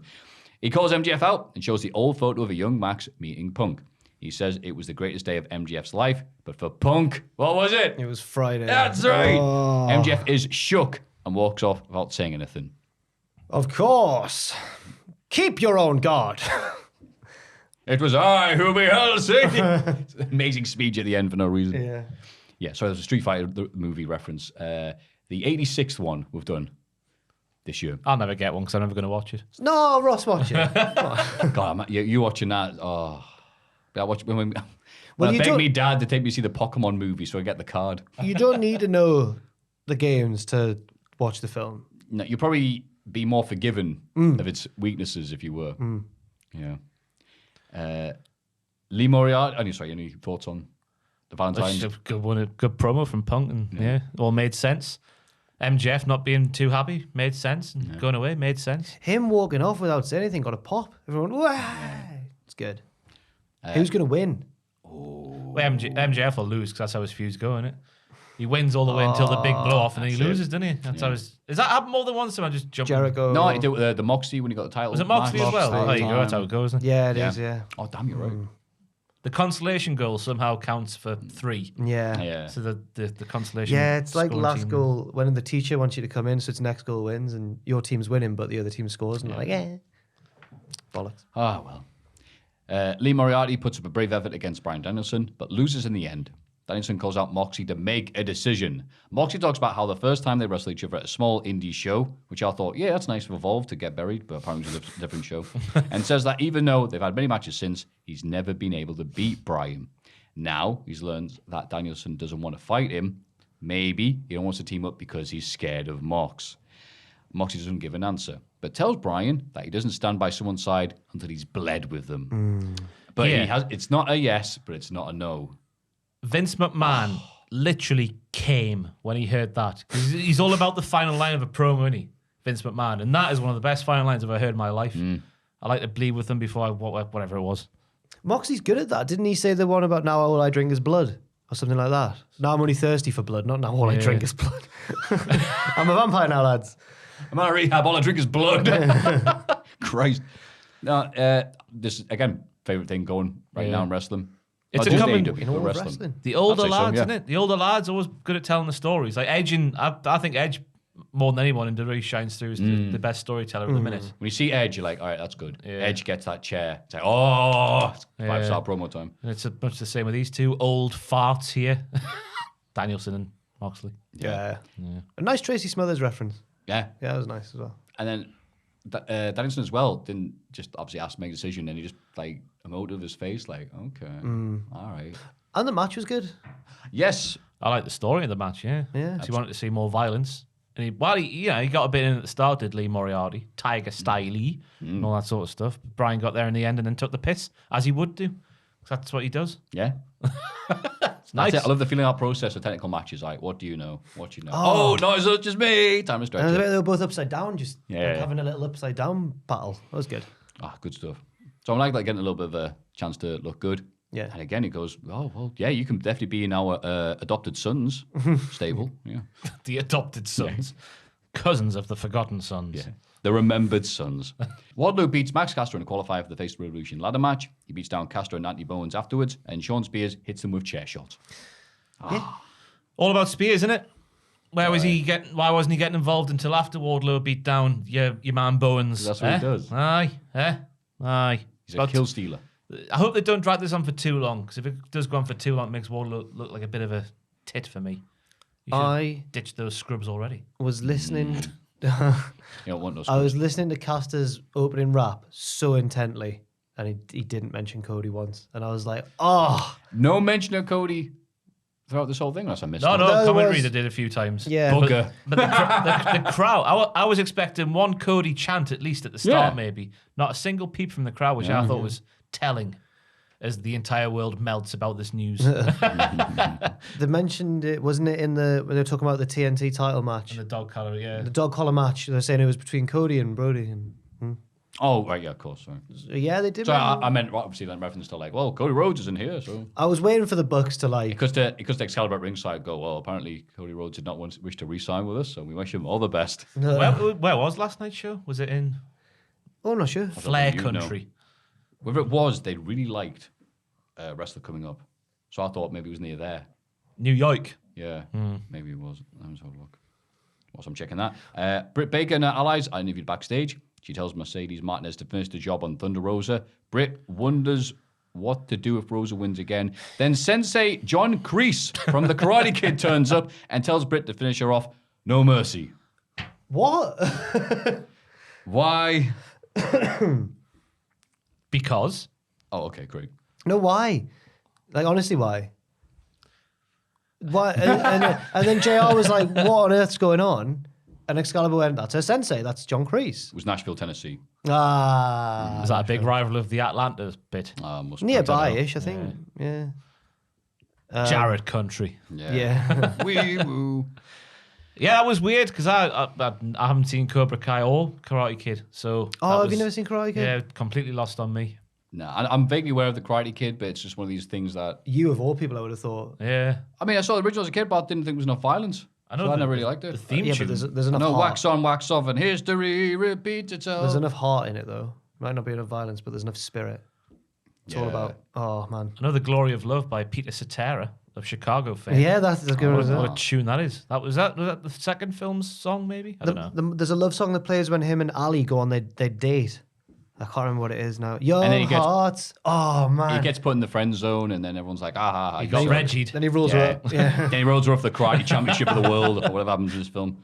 History repeats. Oh, He's laughing as he cleans the guy's car. Yeah, yeah, great. Shivani interviews Hangman Page in the ring, but they're immediately interrupted by Adam Cole, baby. Oh, Minister Joan Hart was also here. Speaking of past references. oh. Kevin Owens is a lazy wrestler, is he? Huh? That's right. Guess who she follows on Twitter? Kevin Owens. Yeah, probably. And then Cole says that Hangman has certainly earned the right to be champion, but his reign will end soon. Paige tells Cole that it must be weird standing in the ring with his old Ring of Honor roommate, knowing that he holds the one title Cole will never have. Ooh. Cole says that anytime they be in the same promotion together, Hangman has just been the other Adam. Paige wants to fight, but Cole offers a handshake and says that they could settle this fairly. Paige accepts, but is beaten down by Fish and O'Reilly after making it look like he's going to be a nice guy, but he's not. He's a fanny. The Dark Order run out to save him, and security have to break up a big brawl. Preston Vance launches a security guard at Cole and his pals as they back up the ramp. It made sense in the end, obviously, but I was wondering why we care so much about the friends of the elite all the time, up until Fish and O'Reilly came out. It was all about friends again. It's always about friends. It's Young always, Bucks yeah. friends, Adam Cole's friends. Obviously, friends was the theme with, the Red Dragon coming out, and then Hangman having no friends for a little bit, then his friends came out. But it's always about friends. Who gives a crap? They hammered that home more. Responsibility. Hey, remember New Japan 5 years ago? They hammered that home more with the Bucks arguing with O'Reilly and Fish later on as well. Which way will he go? Yeah, you're right. Cut the camera off, Brandon. I agree. I don't care about the friends as much. Yeah. They're arseholes, all of them. Yeah. I don't care about your friends. But Adam Cole in this segment, that was a good segment, Hangman Page, but you could hear the crowd was going, Adam Cole. I'm like, oh no. Uh-oh. Yeah. He's the cool one, isn't he? I'm like, no. So I think Paige will beat him as well, and I don't think it'll go down very well. Yeah, after losing to Orange Cassidy, even though it doesn't count apparently. I just think but it they'll does save... because he says that. That's the catalyst for this new series, Cole, though, isn't it? He's getting rid of the Bucks and that, and all the silly outfits and that. Okay. I think... that's why they're cheering. You get rid of the Bucks. Yeah, come on, Cole. I just think Cole will win. I think Paige will win because I think they'll save him for MJF to win the belt. And if MJF beats Cole, then it's not as impactful. But it's risky because, as you've said, everyone wants Cole to win. No, they don't. Yeah, they do. I want the other one. Andrew does. The other Adam. That's right. Yeah, it's because Andrew WCW's own Adam Pacitti. It's time for a third Raw attach, though, because Hangman's name slate was about blood donors this week. Oh, was it? Yeah, after his moaning about bleeding every month last week. Yeah. It's a white touch. Oh, that's a new Can thing we on have the a podcast. Ross's right touch of the week? Chris Jericho and Jake Hager take on Santana and Ortiz. Can you say their proper titles, please? The Lean Mean Fighting Machines, Chris Jericho and Jake Hager. Wow! They have leaned out those pair of... Especially Hager. I was blown away, me. It's a shame his attire is awful. Those weird little cycling shorts he wears. It doesn't extenuate his positives at all. No, not bless at all, him. no. But Santana and Ortiz are out here, accompanied by a returning Eddie Kingston, and what a giant pop for him. The Kingston pop should become a thing. Absolutely. It was like a goal in the 1920s FA Cup final. Just that wall of noise. really distorted and low quality. The commentator's like giving a recap. And he bangs it home. Tally ho! Brown Powerful win after Jericho sees Kingston on the apron, goes after him for no reason, because Jericho is a bad person. Oh no, there's reasons there, because the P&P have been Proud and Powerful have been saying that Kingston's their pal, whereas Jericho's like, Oh yeah, of course. I meant like going on for a while, hasn't it? Jericho had no reason to do anything. Kingston wasn't going to interfere in the match. Sorry, I misunderstood you there. I didn't like that part of the you're a good match though, because I thought this was all about like Proud and Powerful proving they were like a proper good tag team without Chris Jericho. And now Chris Jericho can go, oh, but he distracted me and I would have beat you otherwise. Yeah. But then, You pair of square-headed idiots. come on, crowd, chat along with me in my new crappy T-shirt. Yeah, I'm the influencer. Yeah. P&P beat them. 1, 2, 3. Yeah. Good. They're a better tag team. They are. Inner Circle's over. Good. All the good people can move on now. Do you not think they'll become friends again? No, you're right. Because Jericho's not re-signing, surely. He has. Oh, yes. Yeah. Have they announced it? I'm It's sure the news reported. was, if you wouldn't mind looking, Richard. Just I'm Oh, not I'll saying look for enough. this. Oh, I'm sure he signed his contract at the start of 2021 for this new deal, this most current one, and people just haven't known about this until now. Well, it's like a 2-year... Because now we're at that point where a lot of people are out. So Yeah. I assumed he wouldn't be. No. Oh, I'm sure it was Update. signed Oh, like that's not. Cody Rhodes a partner. No. Fightful. There you go. 2024. Up until 2024. Signed the extension. Meltzer saying he signed the extension in early 2020. Why did Meltzer keep that a secret then?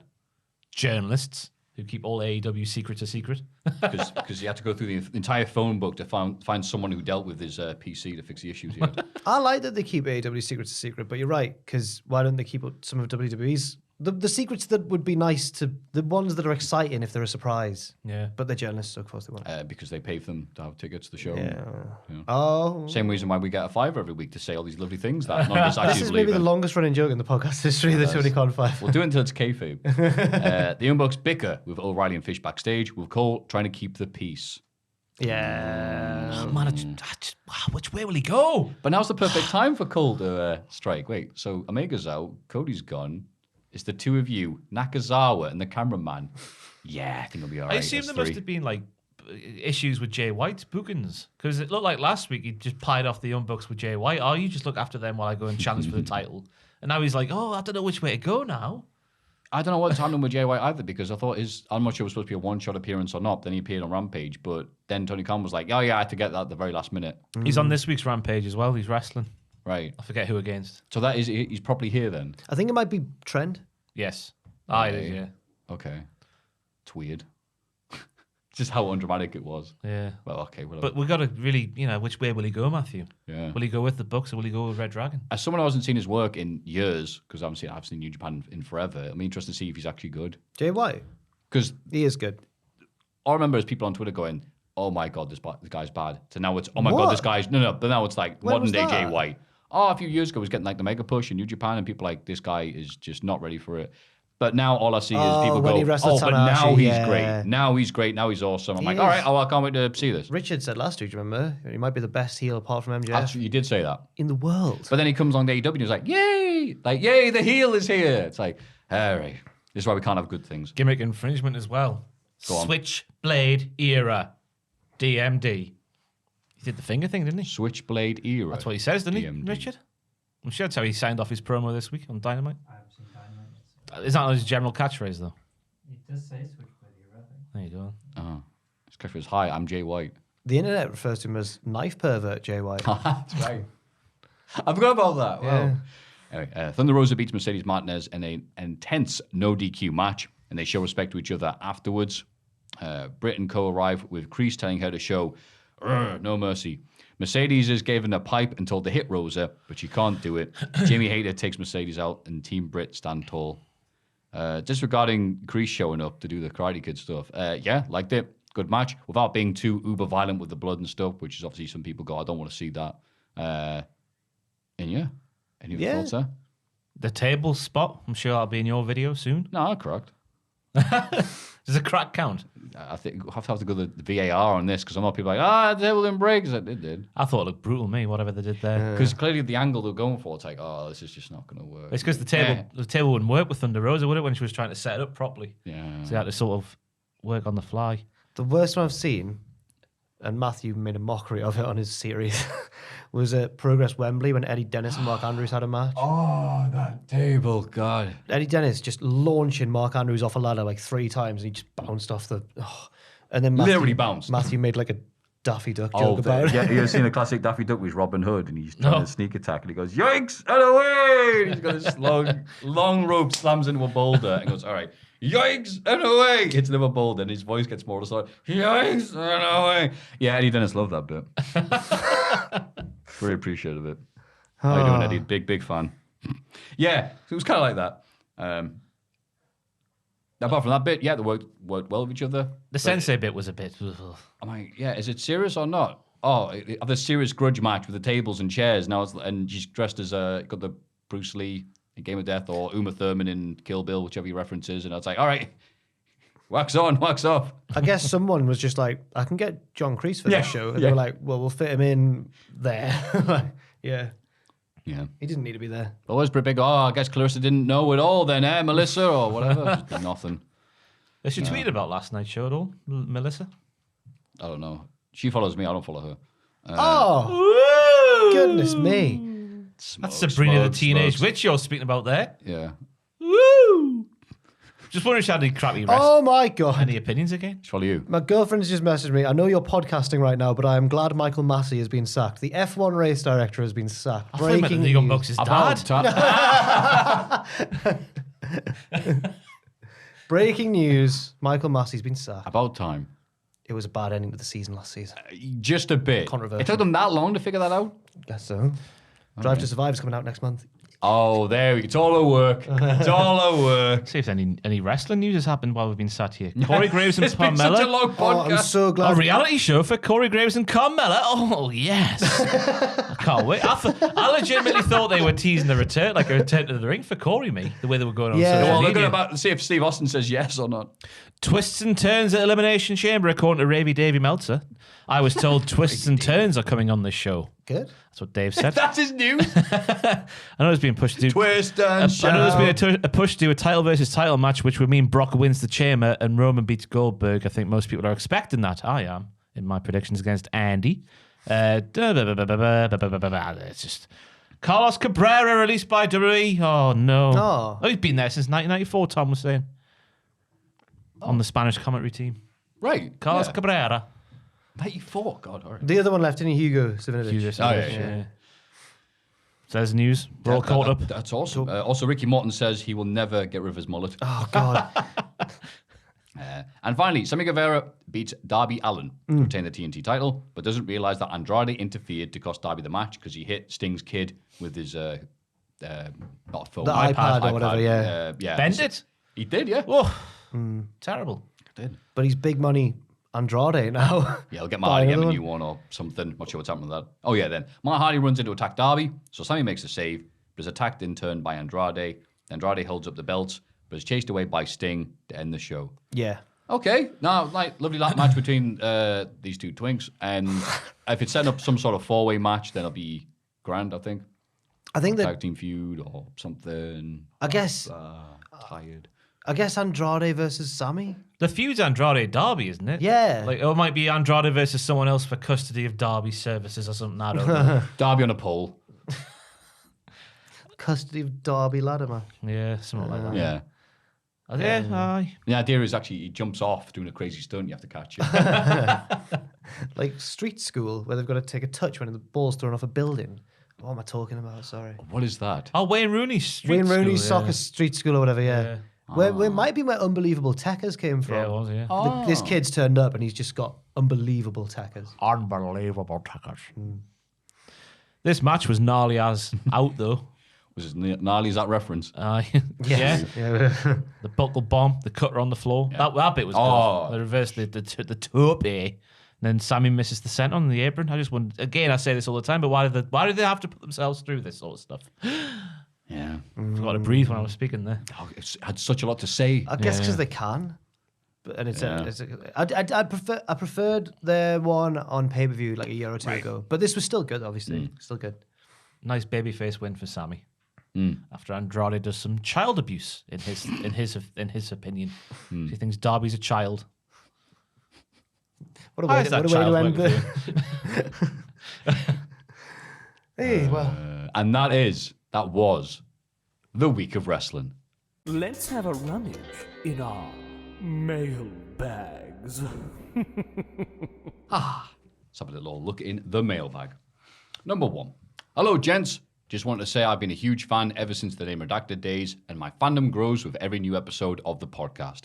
Please never stop doing what you do. Anyways, I've been watching AEW and WWE for a while now, and I've wondered, if both companies switch creative / higher-ups with each other, who do you think would be in the top positions in each company? For example, if AEW Creative had the WWE roster, I think Cesaro would be WWE champion right now. And if WWE had AEW's roster, I think Omega would still be on top. But I would like to know who you think will be the top positions, world champ, tag, women's midcard, etc. Thank you for always being the highlight of my week. Can I coke to you? That's sincerely Easton from Vancouver, BC. Thank you very much, Easton. Thank you. Appreciate the love. So WWE would have Wardlow. I was about to say Wardlow, yeah. And Jade. Yeah, Jade. Yeah, it's a good pick. And Jake Hager. They would put more on a, No, they had him. I don't know, but they didn't have him in this shape, did they? He was never as tight as he is now. In WWE, I thought, anyway. That's true. They would put more in aesthetics, wouldn't they, than, like, because that more all-rounders would be at the top in AEW, if that makes any sense. I think the tag division wouldn't be anywhere near as good because they don't care about tag divisions, really. The Young Bucks wouldn't even be hired. Yeah. Well, we know that. But the other way around, Cesaro's good shout. Yeah. Owens. Sami Zayn. Rollins. Yeah. All the Ring of Honor boys. Yeah. Chad Gable. Yes. Yeah. Yeah. Yeah, can't think of anybody else. Naomi. Yeah. She'd have more of a chance. And Braun Breaker. I mean, Undeniable. can't deny Braun. Yeah. Yeah. Remember that story about Naomi when they told her to stop doing such good things because it was overshadowing the fellas? 10 years ago, maybe. She did say that. Is that a real story? Yeah. Real news thing. I'm sure it was, unless it was a part of Total Divas that have took us a shoot again. Yeah. It sounds Stop being good. Was it Laurinaitis? Or I don't want to put words in anyone's mouths. No idea. Have a Google, Richard? While we speak about the next mailbag question. Thank you, Ross. Hi, Maffew, Ross, Jack, and Big Dick Tubbs. Say that, Richard. You got a hello? Hey. Hello. Hello, he says. I hope you're all doing well. I've been watching wrestling since the Royal Rumble in 2010 and will finally be attending my first live wrestling show this Sunday where I watch Progress 129. Yeah. Please say this like LA Knight does. Oh, sorry. When I watch Progress 129. Yeah. Thank you. My question is, what's the most memorable thing from the first wrestling show you attended live? This could be a match, a wrestler, a chant, etc. Thank you very much for all that you guys do. I can't stress enough how much your videos and content helps me by making me laugh and happy every day. Love you loads. Path. Well, thank you. I wasn't sure if we Beg had your this question before, but I've stuck it in The there. the first one. Yeah. The first live show. I've got one. Go on. I went Pontins, or the holiday camps. It was the main event with a UK Undertaker, some really generic military dude versus... There you go, Richard. Top link. That's about Tone it down. about Michelle and Melina. Oh. Because they got told it down. Also tapped him twice. Oh, shit, it was Naomi as well. I Anyway, think it sorry, was, Maffew. Yeah. Something else, and Dean Allmark. There's a spot I've never seen before and probably will never see again. So the good guy takes the bad guy and they're brawling outside the ring, and he does a thing where like he puts his arms around the ring post, so he's just on the outside with his arms around there, and he says, "Come on, kids, like give him a bit of a poke or whatever," and like 20 kids of varying heights, but all of them just like, "I hate this guy, he's a bad guy," go up and just proceed to pummel this poor, unsuspecting, chubby military dude who wasn't even good enough to be like a UK version of some mid-card. So then the referee, or the ring announcer dude who's like, going, "Hey, okay, kids, okay." And they're still beating him. And they're still beating him to where the guy looks like he's going to start fighting some 10-year-olds. And then he's like, "Okay, and then everyone go back to their seats," you know. But it's once you've opened those doors, like, "Oh, we could beat up him." Fantastic. I'm thinking some of the kids are like 6 foot with beards. It was like the video of like all the ants devouring like the body of a cow. It was couldn't believe it. Even then, I'm like, I thought "Oh you no!" meant all the like the Andes. I was just like, what? That is a good memory. Yeah. Did you join in? No, it was the other side of me. And once I saw the queue, Would you the have ring joined? announcer like, "Oh no, oh god, no," and I had to stop. Yeah, would I have? I probably would have bottled it or been like, prod, which I think was what they were expecting. Anyway, Ross, what have you got?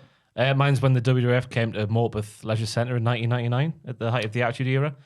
And I had a picture take with Undertaker and Kane, the real ones, inside the wrestling ring on a Polaroid, which is somewhere in my mum's house.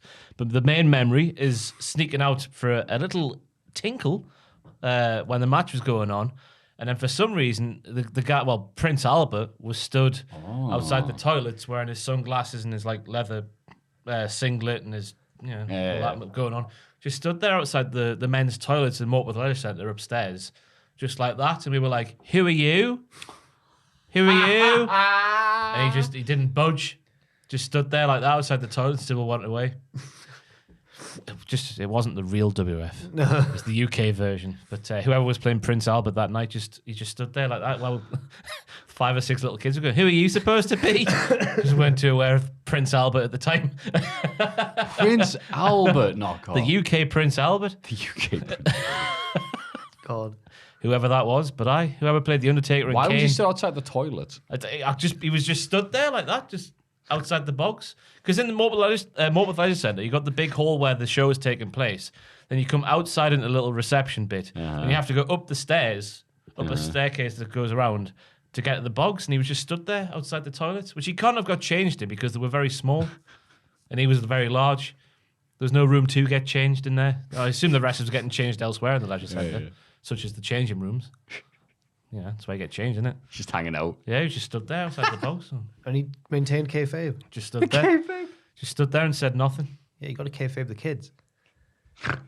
I'm just imagining the proper like northeastern just knock it. Who are you? Who are you supposed to be? Yeah, you. You're crap, you. Oh god. I'm sure. My dad could beat you up. I was once my college's mascot, the Butler Mole. When the primary school came around to visit, we took turns in the mole, and I was the last shift in the mole, and the kids were a little bit too old to like care about the mole. And at the end of the day, when they were leaving, one of them was like, "Mr. Mole, will you give us a fist bump?" And I held out my little mole hand, and he went, bang! I was fuming. It was like when Bart stamps on the big itchy and scratchy.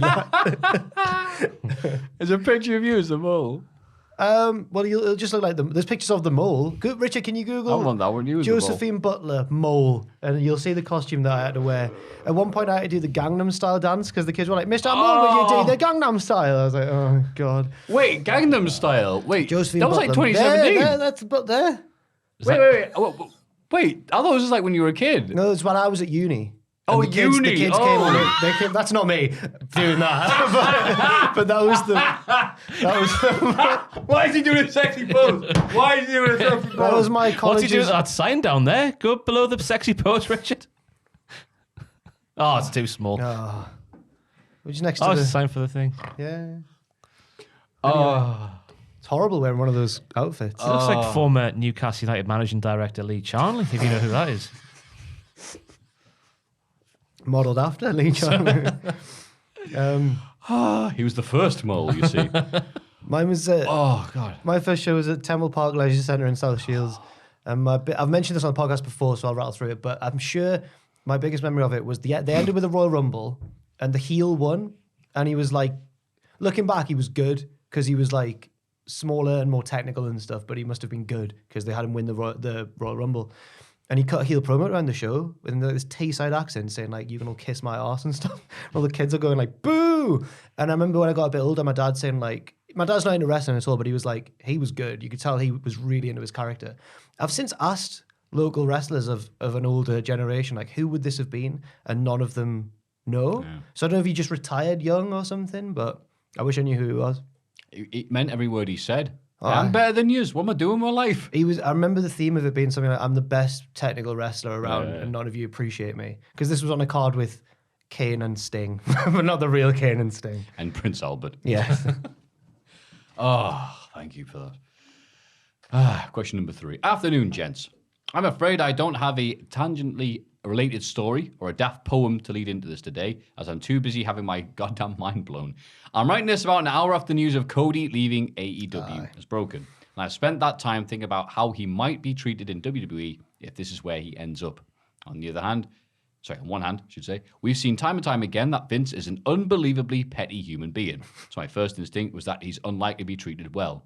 However, having thought about it a little longer, it occurred to me that, as the first ever AEW to WWE defection, whatever happens here will set the precedent. Is that how I pronounce it? Precedent. Precedent. President. President not the president. Precedent. The precedent. Precedent. For anyone else doing the same down the line. So it's possible WWE would have to treat Cody well. I can only imagine WWE aren't going to have much luck enticing people they've had their eye on, like Wardlow, MJF, and Jade Cargill, if they use the first opportunity they got to poach an AEW star. It's just a way to punish Cody for leaving. So what do you think? Ignoring the question of whether Cody actually will head to WWE or not, how do you think this will be treated if he does? All the best. Official Poet Laureate Percy Bysshe at the beach? Shelley. Shelley's name. Shelley's Beach. Beach. The poet Shelley is called Percy by Shelley. Yeah. So they've done a... That was... awesome. Before we get the bit where Ross was right about everything, P.S., just as a fun statistic, it did occur to me that in spite of his current contractual confusion, Joey Janela has now officially outlasted Cody Rhodes in AEW. And if you'd have said that in 2019, you'd probably still be in whatever loony bin wrestling Twitter collectively mocked you into. Thank you, pal. So, Ross, I did just nick what he said then. you didn't you? I was meant to take this question out the mailbag since obviously it was going to get brought up at the start of the podcast, but I couldn't find a replacement. So here we find ourselves now, repeating ourselves from the start of the podcast. Did we answer the question? at the History start, though? repeats itself, Karate Kid. Did we answer the question though, or did we say we'll save it? Well, I can't remember. No, me neither. No point Can't asking think what else Richard. to He falls say. asleep over there. I think. well, where else could Cody go? Hollywood. Oh, after the successful Cody Rhodes TV show, what was that called? Roads to the top. Or the Will Go they Big stay? Show. Will he stay on the Go Big Show, and will Rose to the Top stay on if he's not part of the Oh, are they TNT? Turner promotion anymore? Ooh. That is interesting. Or will we get Total Rhodes? All roads lead to WWE. Yeah. I think that WWE probably won't care how they treat Cody in relation to enticing other people. So they're not going to think about that, I don't think. I think they'll give Cody everything he wants for a few months, and then it'll like start to... And then I think Cody will probably walk away because, as we've learned, he's a bit of a risk taker. Yeah. And then he might go back to AEW, and he's not burnt any bridges as far as we know. And then is this all part of the master plan? It's good because whatever happens with him, I won't say master plan, but whatever happens, if he has a good run or a bad run, he'll be able to go back to AEW, surely. So he'll still be able to turn that into something. If he's willing to take a pay cut. And also relinquish creative control, which you'll obviously get by joining WWE. Yeah. That's the bit of the Oh, news. obviously, The yes. bit of the news I find the weirdest that apparently him not having creative control in AEW is the reason why he's leaving AEW to go to WWE. Is that... I can almost see the bits on TV where, like, okay, Tony Khan's stepping in and you don't have the same control you used to. The Young Bucks completely bungling the build-up to the FTR match. It's like, okay, Young Bucks, you suck at writing TV. I'm taking that away from you. Cody Rhodes going, I'm going to end racism by smacking a foreigner. He regrets that, though, to be fair. And so he should. It's like, Tony Khan going, yeah. I mean, what's he going to go? Oh, Tony Khan, I promise not to do it again. It's like, nah, it's my show. My dad's rich. I think Cody's first few storylines were like top tier. Yeah. But then it did go off the deep end. Yeah, the first 2 years, I think I said in this podcast, and you can go look back at it, I thought Cody Rhodes was the guy who had the biggest superstar aura, biggest star, had the best stuff, and matches Best and views and babyface in stuff. wrestling. By far. which Those is so first few weird to years of say now, AEW, yeah. look, wrestling's is in cycles. Sometimes you're great, and then sometimes you're bad, and you sod off, or you Well, stay he around took and it- everyone complains about you. He took it How it too is. far, didn't he? Like, there's a fine line between the babyface and then the self-centered heel, as we found out with him, especially. If Making he it all j- about him all the time. Yeah, then it's like You're right, the same thing with but- Young Bucks that you have with Cody. It's like, hi, I'm not from America. I'm not the same as you. I think you're a bad guy, but you're apparently a good guy. That's a problem that Bucks and Cody both had. Like, oh, are you a bad guy now or a good guy? I literally can't tell. You're not a very likable person. And to Sorry. build on to Ross's point, To Ross's point. I think if Cody had just bitten the bullet and turned heel, bit the bullet and turned heel, it would have really worked again. And I can't. And Tom was right. Wait, so those promos where he's saying a lot of worky, shooty stuff, where he's like, I refuse to turn heel. Do you think he was meant to say that? No, I reckon a few of those last promos were just That last one in particular, where it was like... and Brandy's. Well, that was written, but it was out of tone with the rest of the show. Her and Dan Lambert. Yeah. I don't know if that helped. I feel a bit bad for Brandy, like that being her run on TV. Yeah. Because, like, I know obviously she had the position behind the scenes and, like, she did cut a couple of good promos, but by and large, when she did appear on the show, she added nothing and then was mocked for what she did.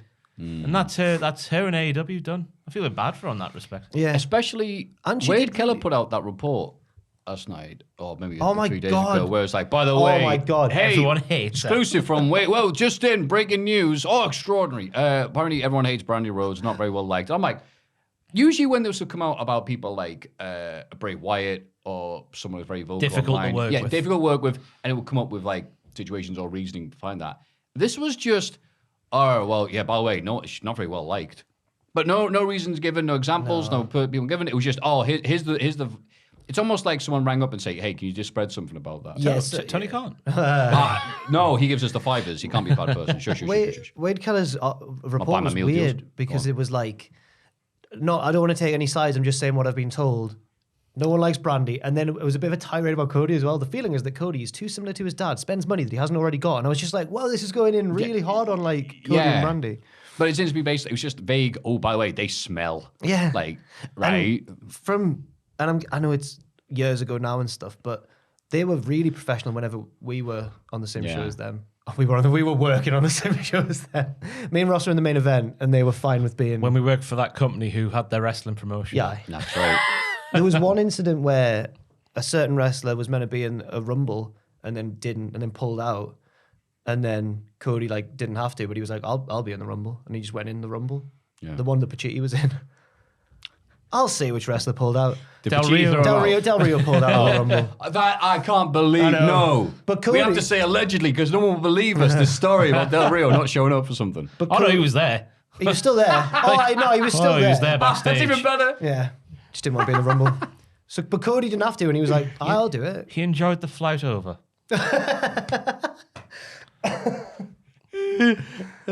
Drunk as a skunk he was. Was that not a different... I don't know. No, I was there. I remember that quite vividly. Because I was in that... Well, I did the you were in the Rumble? Yeah. Yeah. Oh, all right. So I was waiting. Yeah. And he was there, causing a ruckus. Yeah. Aye. So yeah, Cody Rhodes. We don't know where he's going to end up, but if he ends up on Straight to Hell with Tom Campbell sometime soon, I'm sure you appreciate that. Desert Island Graps with Tom Campbell. Straight to Hell with Ross on Wrestling. Oh, no. On Desert Island Grabs with Tom Campbell or Straight to Hell with Mr. Ross? What a shame. See the exact moment of the podcast where Maffew was like, I'm hungry. Sorry, pal. It's all right if you don't watch a single thing that you're not in. I do. My names are hard. Can't you tell by the Cultaholic SmackDown retro podcast we're currently doing now? I don't know. I don't listen to it. I'm not in it. And with that, thank you very much for the questions, thoughts, queries you've sent to our good selves here. So did we answer the question there? Yeah. Well, kind of re-answered it, so we just kind of just rambled for a bit. Yeah, and I hope did, that's enough for the poet laureate. Thank you very much for the questions. If you have any of your own, you can send them to mailbag@cultaholic.com. Thanks.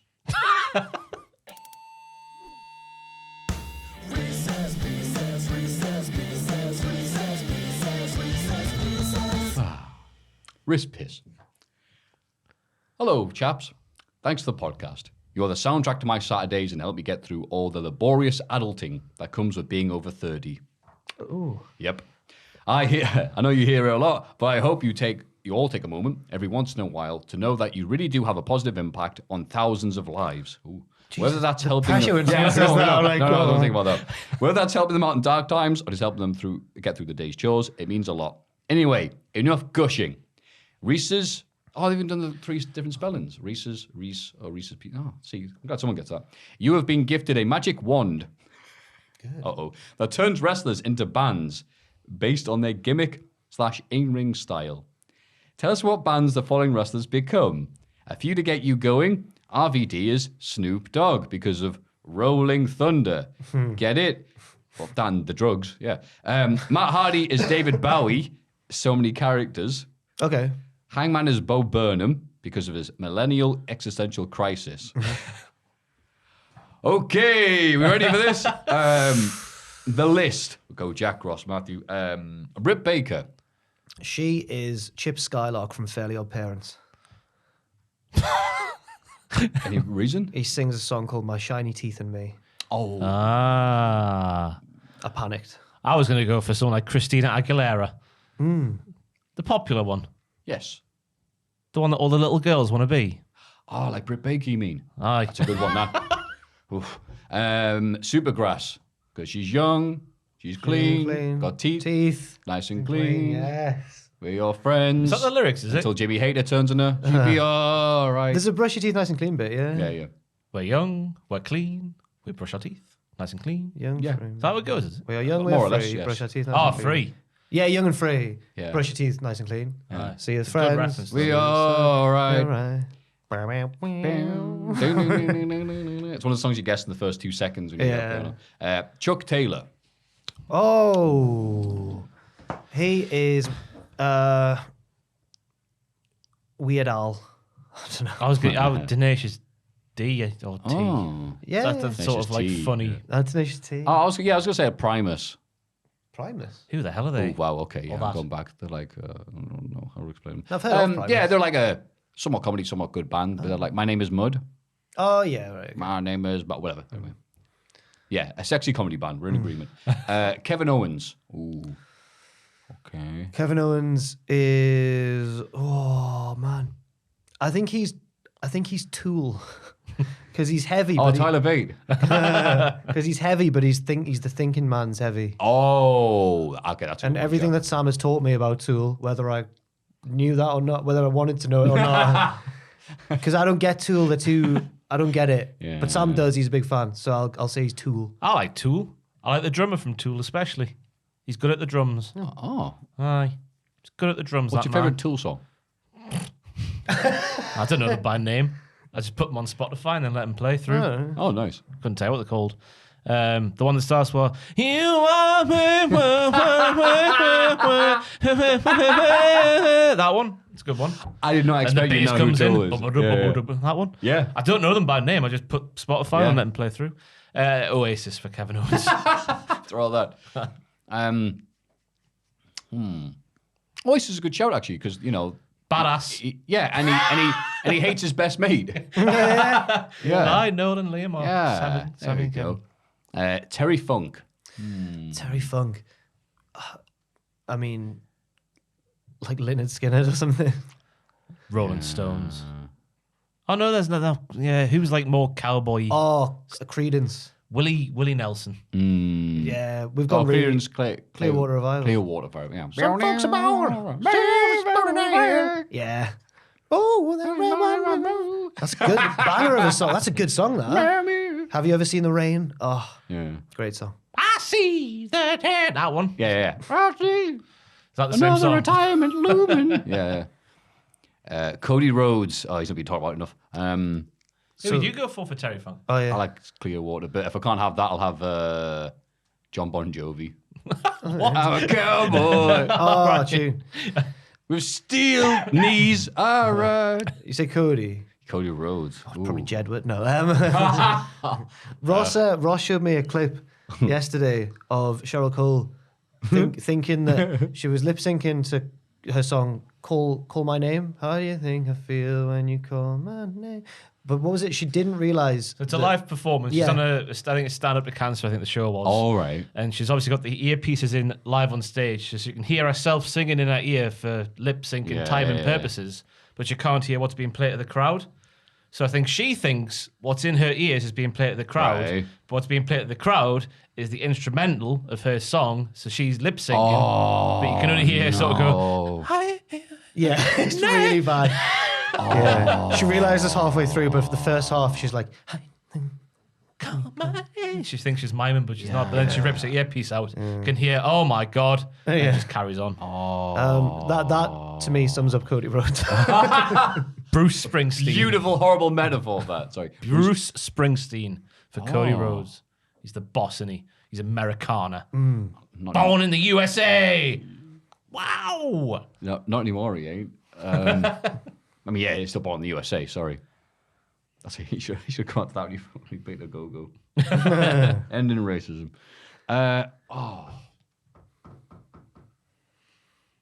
actually a good pick, actually, because Born in the USA is supposed to be, like, it's not a pro-American song. Despite ironic. the title. Yeah, it's supposed to be an ironic song, so you think it's a good song. It's actually a bad song. You pay attention to the lyrics. Well, if you do pay attention to the lyrics, you go on Twitter and tell how great he is. Thunder Rosa. Ooh. Oh, like just Black Flag or something. Just brutal, just like, yeah. Yeah, kind of rough. Ricky Martin. What, because she bangs, she bangs? Yeah, exactly. She bumps, she bumps. No, Nice. bangs. Oh, okay, fine. Well, every match she has, she bangs.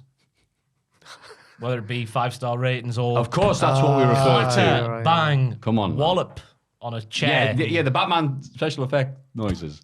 Bang. Christ. I was just trying to think of someone sort of Latina-ish, Yeah. and Ricky Martin was where I went to first. Yeah. We couldn't tell.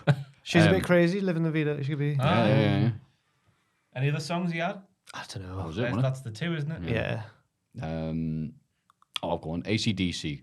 Thunder. Ah. Na, na, na, na, na, na. God, I feel like I'm there at North Wrestling. Yeah. Bailey. Current Bailey or babyface Bailey? Babyface Bailey's Lolly. Yeah, the yeah, late yeah, 90s. yeah. And if you don't know who that is, Lolly? that's your fault. Who was that? Lolly. Only the author of Ross's favourite song. Run me the song. Viva, viva, viva la radio. Oh, yeah. How Vague I memories. love- Yeah. Which is, I've known Ross now for 7 years or so. I've heard that song a lot. You're big friends with Ross, are you? What's the name of his YouTube show? What? Oh, Straight to Hell with Ross on Wrestling. Well, not with... Straight to Hell. All right, that was just a lucky guess. Bailey. God. Heel Bailey, though, I is think- like She can be... Miley Cyrus. what were they called? They got really bottled at Reading. Daphne and Celeste. Daphne and Celeste. Who yes. stick you? Your mama too. And your daddy. Miley Cyrus during the Wrecking Ball years is current Bailey. A bit more emo. You think? She used to be Goody Two Shoes as what's her I face? see. And Could also be Christina Aguilera. Yeah, what was the name of Miley Cyrus before when she was on Disney? Hannah Hannah Montana. Montana. That's the one. Oh, in that case, then we talk about changing gimmicks. Madonna. She started off all being all like, "Yay, And now I'm a she's pop princess, woohoo!" And then she was like, 60-year-old porn actress now. "Why? She doing porn?" No. But she released some like sort of raunchy pictures the other day. Did she? Aye. It's like her arse is there. I'm sure she's like 63 now, but she don't look 63. 23. Happy to hear it. Mango and Chutney have broken into the Dreamies stash. They've eaten loads of Dreamies. Bloody Mango Oh and Chutney. no! Is this an update on? The cat. Yeah. See what one of them bloody... Oh wow! Oh dear. I thought it was a gym thing. No, that was Chutney. Oh no! He was being clumsy, not malicious. Wait, what have they eaten? Dreamies. What a dreamies! Little snacks. Little treats for Adam, cats. Adam eats them. What? Adam eats Dreamies. No, he doesn't.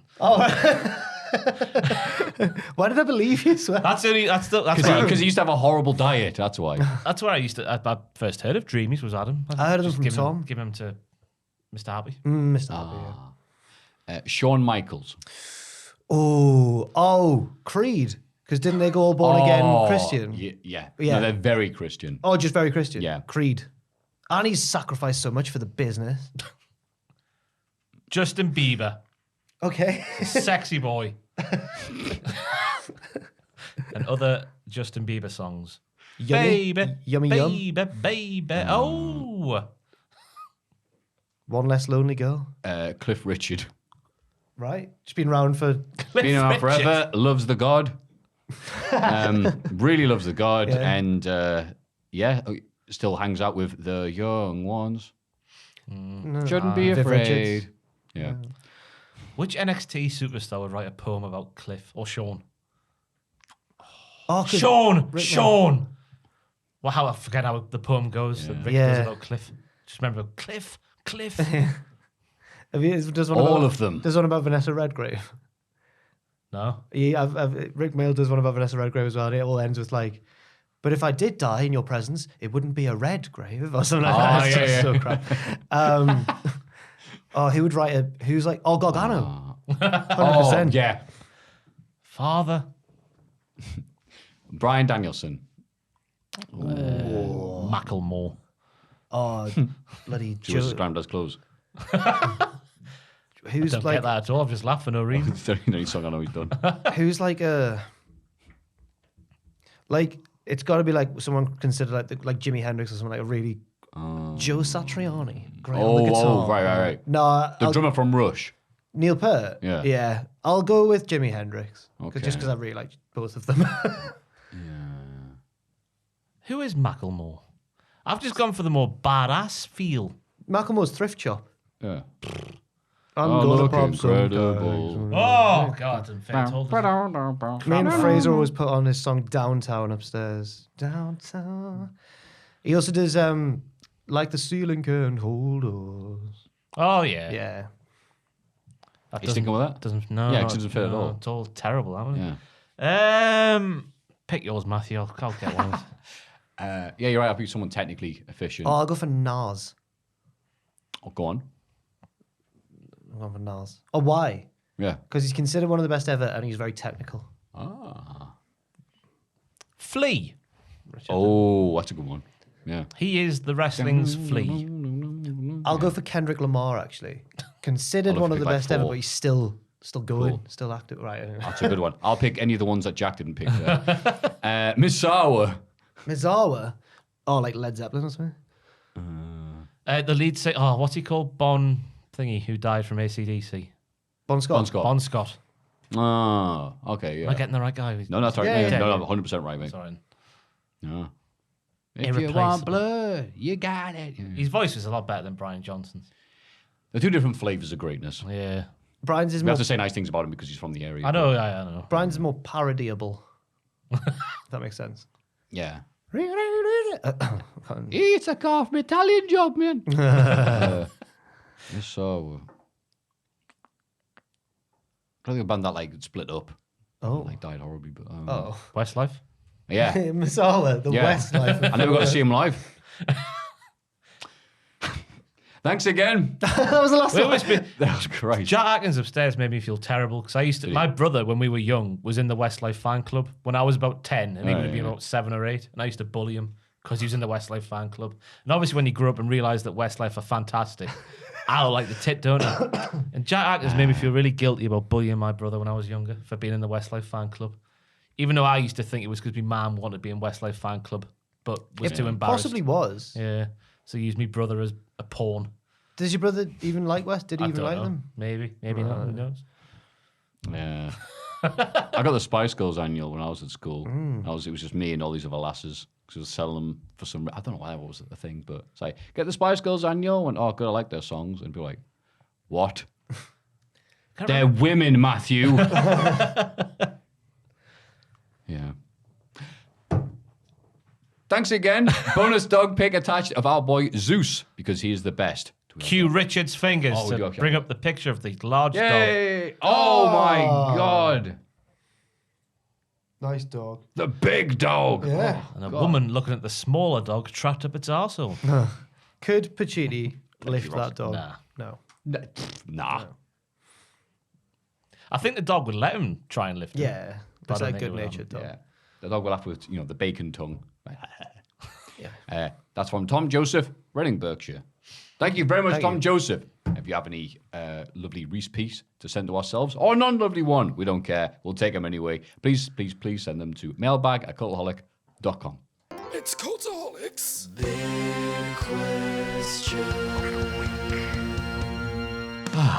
What a lovely, lovely, long little bits of podcast chunks we've swam through this week in the soup known as the Cultaholic Wrestling Podcast. Oh, the People's Princess. That's right. Sorry for talking. Oh, no. Before we get on to the big question this week, shout out to the amazing producers, the Mark Leslies, the Reno 2200s, the Noah Andersons, and the Akajuas. Akajua. Kajwa. For being the amazing producers on the Patreon platform. Thank you very much for executive producing. It's a thumbs up just for you. No one else. You have to look away when we do that. And now, the big question this week, lads, is, of course, the Elimination Chamber 2022 happening in some unknown place that they don't really talk about, but it's happening in a location. And what's going to be the best match at this show, we ask. Well, the match is happening, Maffew. Well, I'll tell you. The Elimination Chamber for the WWE Championship, Bobby Lashley versus Brock Lesnar versus Seth freaking Rollins, that's his new name, versus Austin Theory versus Riddle versus AJ Styles. Oh, yes. It's in the conversation. Yeah, looks like it. I never thought about who's going to pin Lesnar No one. if he's not going to win. I think he will. I think he will as well. Goldberg will, interfere. Yeah, maybe Reigns will come up through the grating, harking back to HBK. I was just thinking about that. No one's going to pin him, surely. He in could that get match. eliminated in a running out of through the wall and not being able to get back in time sort of thing. Some really screwy thing. Yeah. 2K glitch. Yeah, because he's the most protected dude in wrestling. Yeah. So, Roman as well, but yeah. yeah, okay, yeah, up there the two. So, Becky Lynch versus Lita. Singles match for the Raw Women's title. I'm intrigued. Yeah. Very intrigued because in the Rumble, I don't think Lita looked too impressive. But No. with this just being a straight up singles match, I'm sure it'll be better. I think they'll map something out that accentuates Lita's positives and hides the weaknesses and all that. But I don't think it'll be the best match on the card. No, but I'm interested, like Ross said, I'm interested in seeing what it'll look like. The Usos versus the Viking Raiders, tag team match for the SmackDown tag team titles. There we go. Be funny when they come out with the hats and the horn, maybe. I'm not hyped for that match at all, even though I should be because it's but it's not War Machine. It's the Viking Raiders. They're two different things. But that match, I don't know why they booked that match that way between Jimmy and Eric.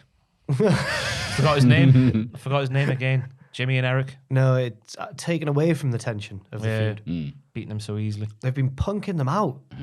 I'm sure the action will be good, but don't care about the match. Yeah. Roman Reigns versus Goldberg. Yes, the Universal title. Yes. It's going to go one of two ways, isn't it? A quick win for Reigns, or a drawn-out win for Goldberg. Oh. Or a drawn-out win for... Well, one of three ways. Or a drawn-out win for Reigns. That's every possibility. Or a DQ. Only 2 ways to win. Do you think... There's a chance Do you think Goldberg's got a chance? Yeah. Oh, dear. Because it's Saudi Arabia, yeah. Saudi Arabia. It's his home patch, yeah. Yeah. Gets us the stats boost. There shouldn't be, but there's a tiny chance that he'll win. I know, right? That's why we're watching with like this. Who beat him? It was Drew. Imagine if he does a Survivor Series 2016 on Roman to win the title. No. Just the fact they've made that canon that he could Goldberg. I think it could go the other... no, I don't. Reigns will win. That's a horrible thought. I think Reigns will win, yeah. Yeah. Drew versus Madcap Moss, Falls Count Anywhere match. Yes. Inject it. I went for Drew in this one. Even though I think the stipulation obviously allows Corbin to get involved, and that might go against the Scottish Warrior. I think Drew will It's win. when we start talking like the commentators. Isn't it? I think Drew will win, but Corbin will have the last laugh after the match, and that'll set up the future match between the two. Yeah. Because they're not going to have Moss beat Drew. Surely. Well, if it's a screwy Who finish. did Moss beat recently? Moss beat someone recently, didn't Oh. Well, he eliminated AJ from the Royal Rumble, Oh, God, yeah, he did. which that is a was pretty it. big deal. Yeah. Can't remember. No, but I think, Moss will win, but it'll be because Baron Corbin hit him over the head with the happy sword. The happy sword. happy Oh, sword. God. It's got a big smile. Hello, like, ladies. Hey, tell a joke, sword. And you're like, why did the chicken cross the road? Oh, no. Drew McIntyre stinks. Kofi, who I'm thinking of that he beat recently. Oh, that's right. But then that was a that's really mad, is it? Then the Elimination Chamber match for the Raw Women's Championship. I can't speak right now, sorry. Liv Morgan versus Rhea Ripley. Or for the shot for the Raw Women's Championship. Oh, for a shot at the top. Yeah, okay, sorry, it is. Morgan versus Ripley versus Bianca Belair versus Doudrop versus Nikki Ash versus Alexa Bliss. Yes. I think good. Yeah. Be one of three to win, though. We're just doing predictions rather than who will be right, the best match. Yeah, I don't think that'll be the best match tonight, but I think it'll be all right. Yeah, same. Yeah.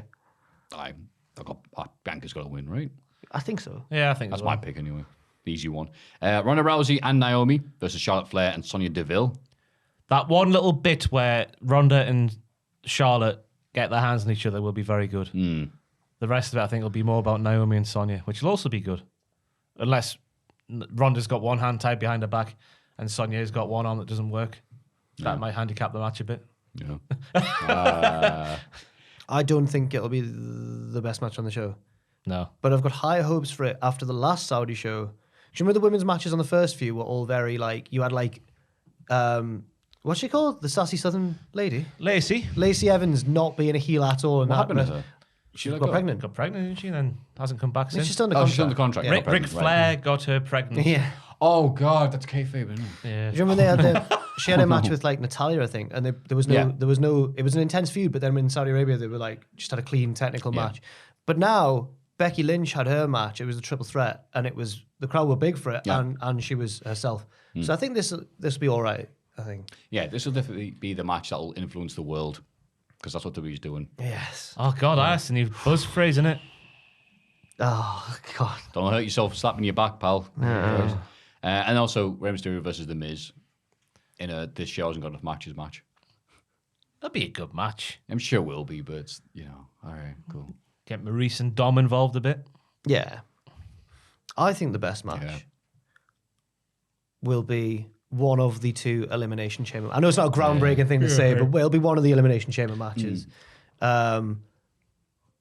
If Brock's being Brock, then the men's But the gauntlet match makes me think it could be the women's as well, because that was a good gauntlet. So. Yeah. Brock will be out last. Oh yeah, true. Yeah. And I'd like to see him take a bump on the harder bit. I know he's got a mat on now, but I think that's a good thing, obviously, because they don't actually hurt each other as much on the silly structure that it was before. But yeah, I think the men's match will be the best match tonight. But yeah, one of the 2 chamber matches. That'll probably be the best match, but the match I'm most looking forward to is Reigns versus Goldberg, just to see if they're nuts enough to do it. Okay. Imagine if the 1.5 year reign is given to Goldberg. I think that might be the one I'm looking forward to most as well, just out of morbid curiosity. Haha, it won't happen. Maybe. But the most interesting thing, and I'm looking forward to speaking to Sam about this if it does happen, is Sam potentially saying it's a good idea on Twitter afterwards, like you did with the yeah, I've had a few people come up to me. Hope he's brave enough. What one he won't do if it happens, they've said. Yeah. That was, oh man. The point, I think the crux of his argument was the Fiend doesn't need the belt. The Fiend shouldn't be motivated by championships, which I understand, but it didn't work. No, it didn't. No. Well, that is an interesting end to the podcast. So, obviously, it's in Saudi Arabia. How are Cultaholic covering this magnificent... With greater ease than if it was in America. Yeah. Charity stream with Adam Pacitti will be on that's what you were referring to, sorry. the YouTube channel. Thank you, Ross. While the show is going on, so if you're lonely at home and you want to watch wrestling with a friend, Adam Pacitti will be live on the YouTube channel. Outside of that, we've got the normal pay-per-view coverage. WTF with me on Sunday afternoon. What Happened Out with Jack will be on the Saturday, whatever time it is. Hours following the show will go live. Yeah. The live review show with Adam and Andrew this time is on Sunday afternoon on the YouTube channel at 1 p.m. GMT. And then live cut-down reactions with myself and Andy on the couch will be on the channel on Monday at some point, and that's in the entirety of our coverage, I do believe. Wonderful. I do declare. Thank you, Sassy Southern Belle. Apart from that, have you got anything else to plug? I'm not plugging anything else in my history because that straight to hell I plugged last week didn't happen. So never plugging anything again. So are you looking to have something out but don't want to promote it? Huh? No. Oh, no, I think I jinxed it by merely mentioning it. I mean, is there anything else could be? Oh, no, nothing. Okay, that's absolutely. It's going to be a busy week. I've got a video next week where I'm not saying the title because it gives it away, but there's a video that I don't normally do coming out next week. Oh. It was meant to come out this week, but that damn Cody Rhodes went and left. Whoa. So we had to do an extra news video and it got bumped from the schedule till next week. Is that the one with me? No. Oh. Are we still doing the one with me? Yeah, we are. Okay, when? Next week. This very vague other video will be out at some point in the near future. And it'll make me, Jack, and Tom, who was also involved, cry. Yes. Because people will say nasty things to her. My hamstring's gone again. Oh. What are you doing down there? It was leg day at the Jam. Oh. And I've hurt myself. Oh, no. Oh, God. Twice now it's gone pang under the table. I hate that feeling. Yeah. I feel like it's going to go and it just sort of goes, yeah. It's happened twice there. Oh, bless you. You're right. I just hate that feeling of the Oh, hamstring. I thought it just happened to you there. No, right in front of us. I'm like tightening my legs now at the thought of it. I'm like, oh. Yeah, I'm conscious of my legs existing now. I'm just going to move them. There we go. Not injured. That's a good start. Jack, anything to promote this week other than stretching afterwards? No, because I'm off on Monday and Tuesday next week, so I've not got as full a schedule as usual. So no. Thank you for the kind feedback, everyone, on the SmackDown Weirdest episode video I did. I didn't catch that one. Yeah, I did it on the Albert and Stephanie. Yeah, it's up now. Great edit by Sam, and hopefully that'll become a series because I've got a couple more waiting to be released and stuff. So yeah, there we go. Awesome. What about yourself, Maffew? Me and Tom hanging out, telling crap jokes for 2 hours, 40 minutes on the No Way Out 2001 watch along. Oh. No Way Out to the Rock and Angle. That's right. Nah. Rock Angle, 3 Stages of Hell. The minor miracle that was Steph versus Trish. What a match. Yeah. What a match. Yeah. Good show. I don't know if you'd be good content with me and him, because Tom is always good. And that is what we have for you fine folks. Until next week, as always, you can go to the suddenly way more exciting, intense Hall of Fame. Go on to patreon.com/Cultaholic. And also by submitting your thoughts, queries, Reese pieces, or whatever's on your mind. especially pictures of dogs. Keep them up. At mailbag@cultaholic.com. But for now, we have taken enough of your time. Thank you very much for watching as always. This has been Jack. This has been Ross. This has been myself. This has been Big Dick Tubbs. Now we're going to point at the screen and say the famous thing that we always say, which of course is 1, 2, 3. The People's Princess. No. Up the People's Princess. Up the People's Princess.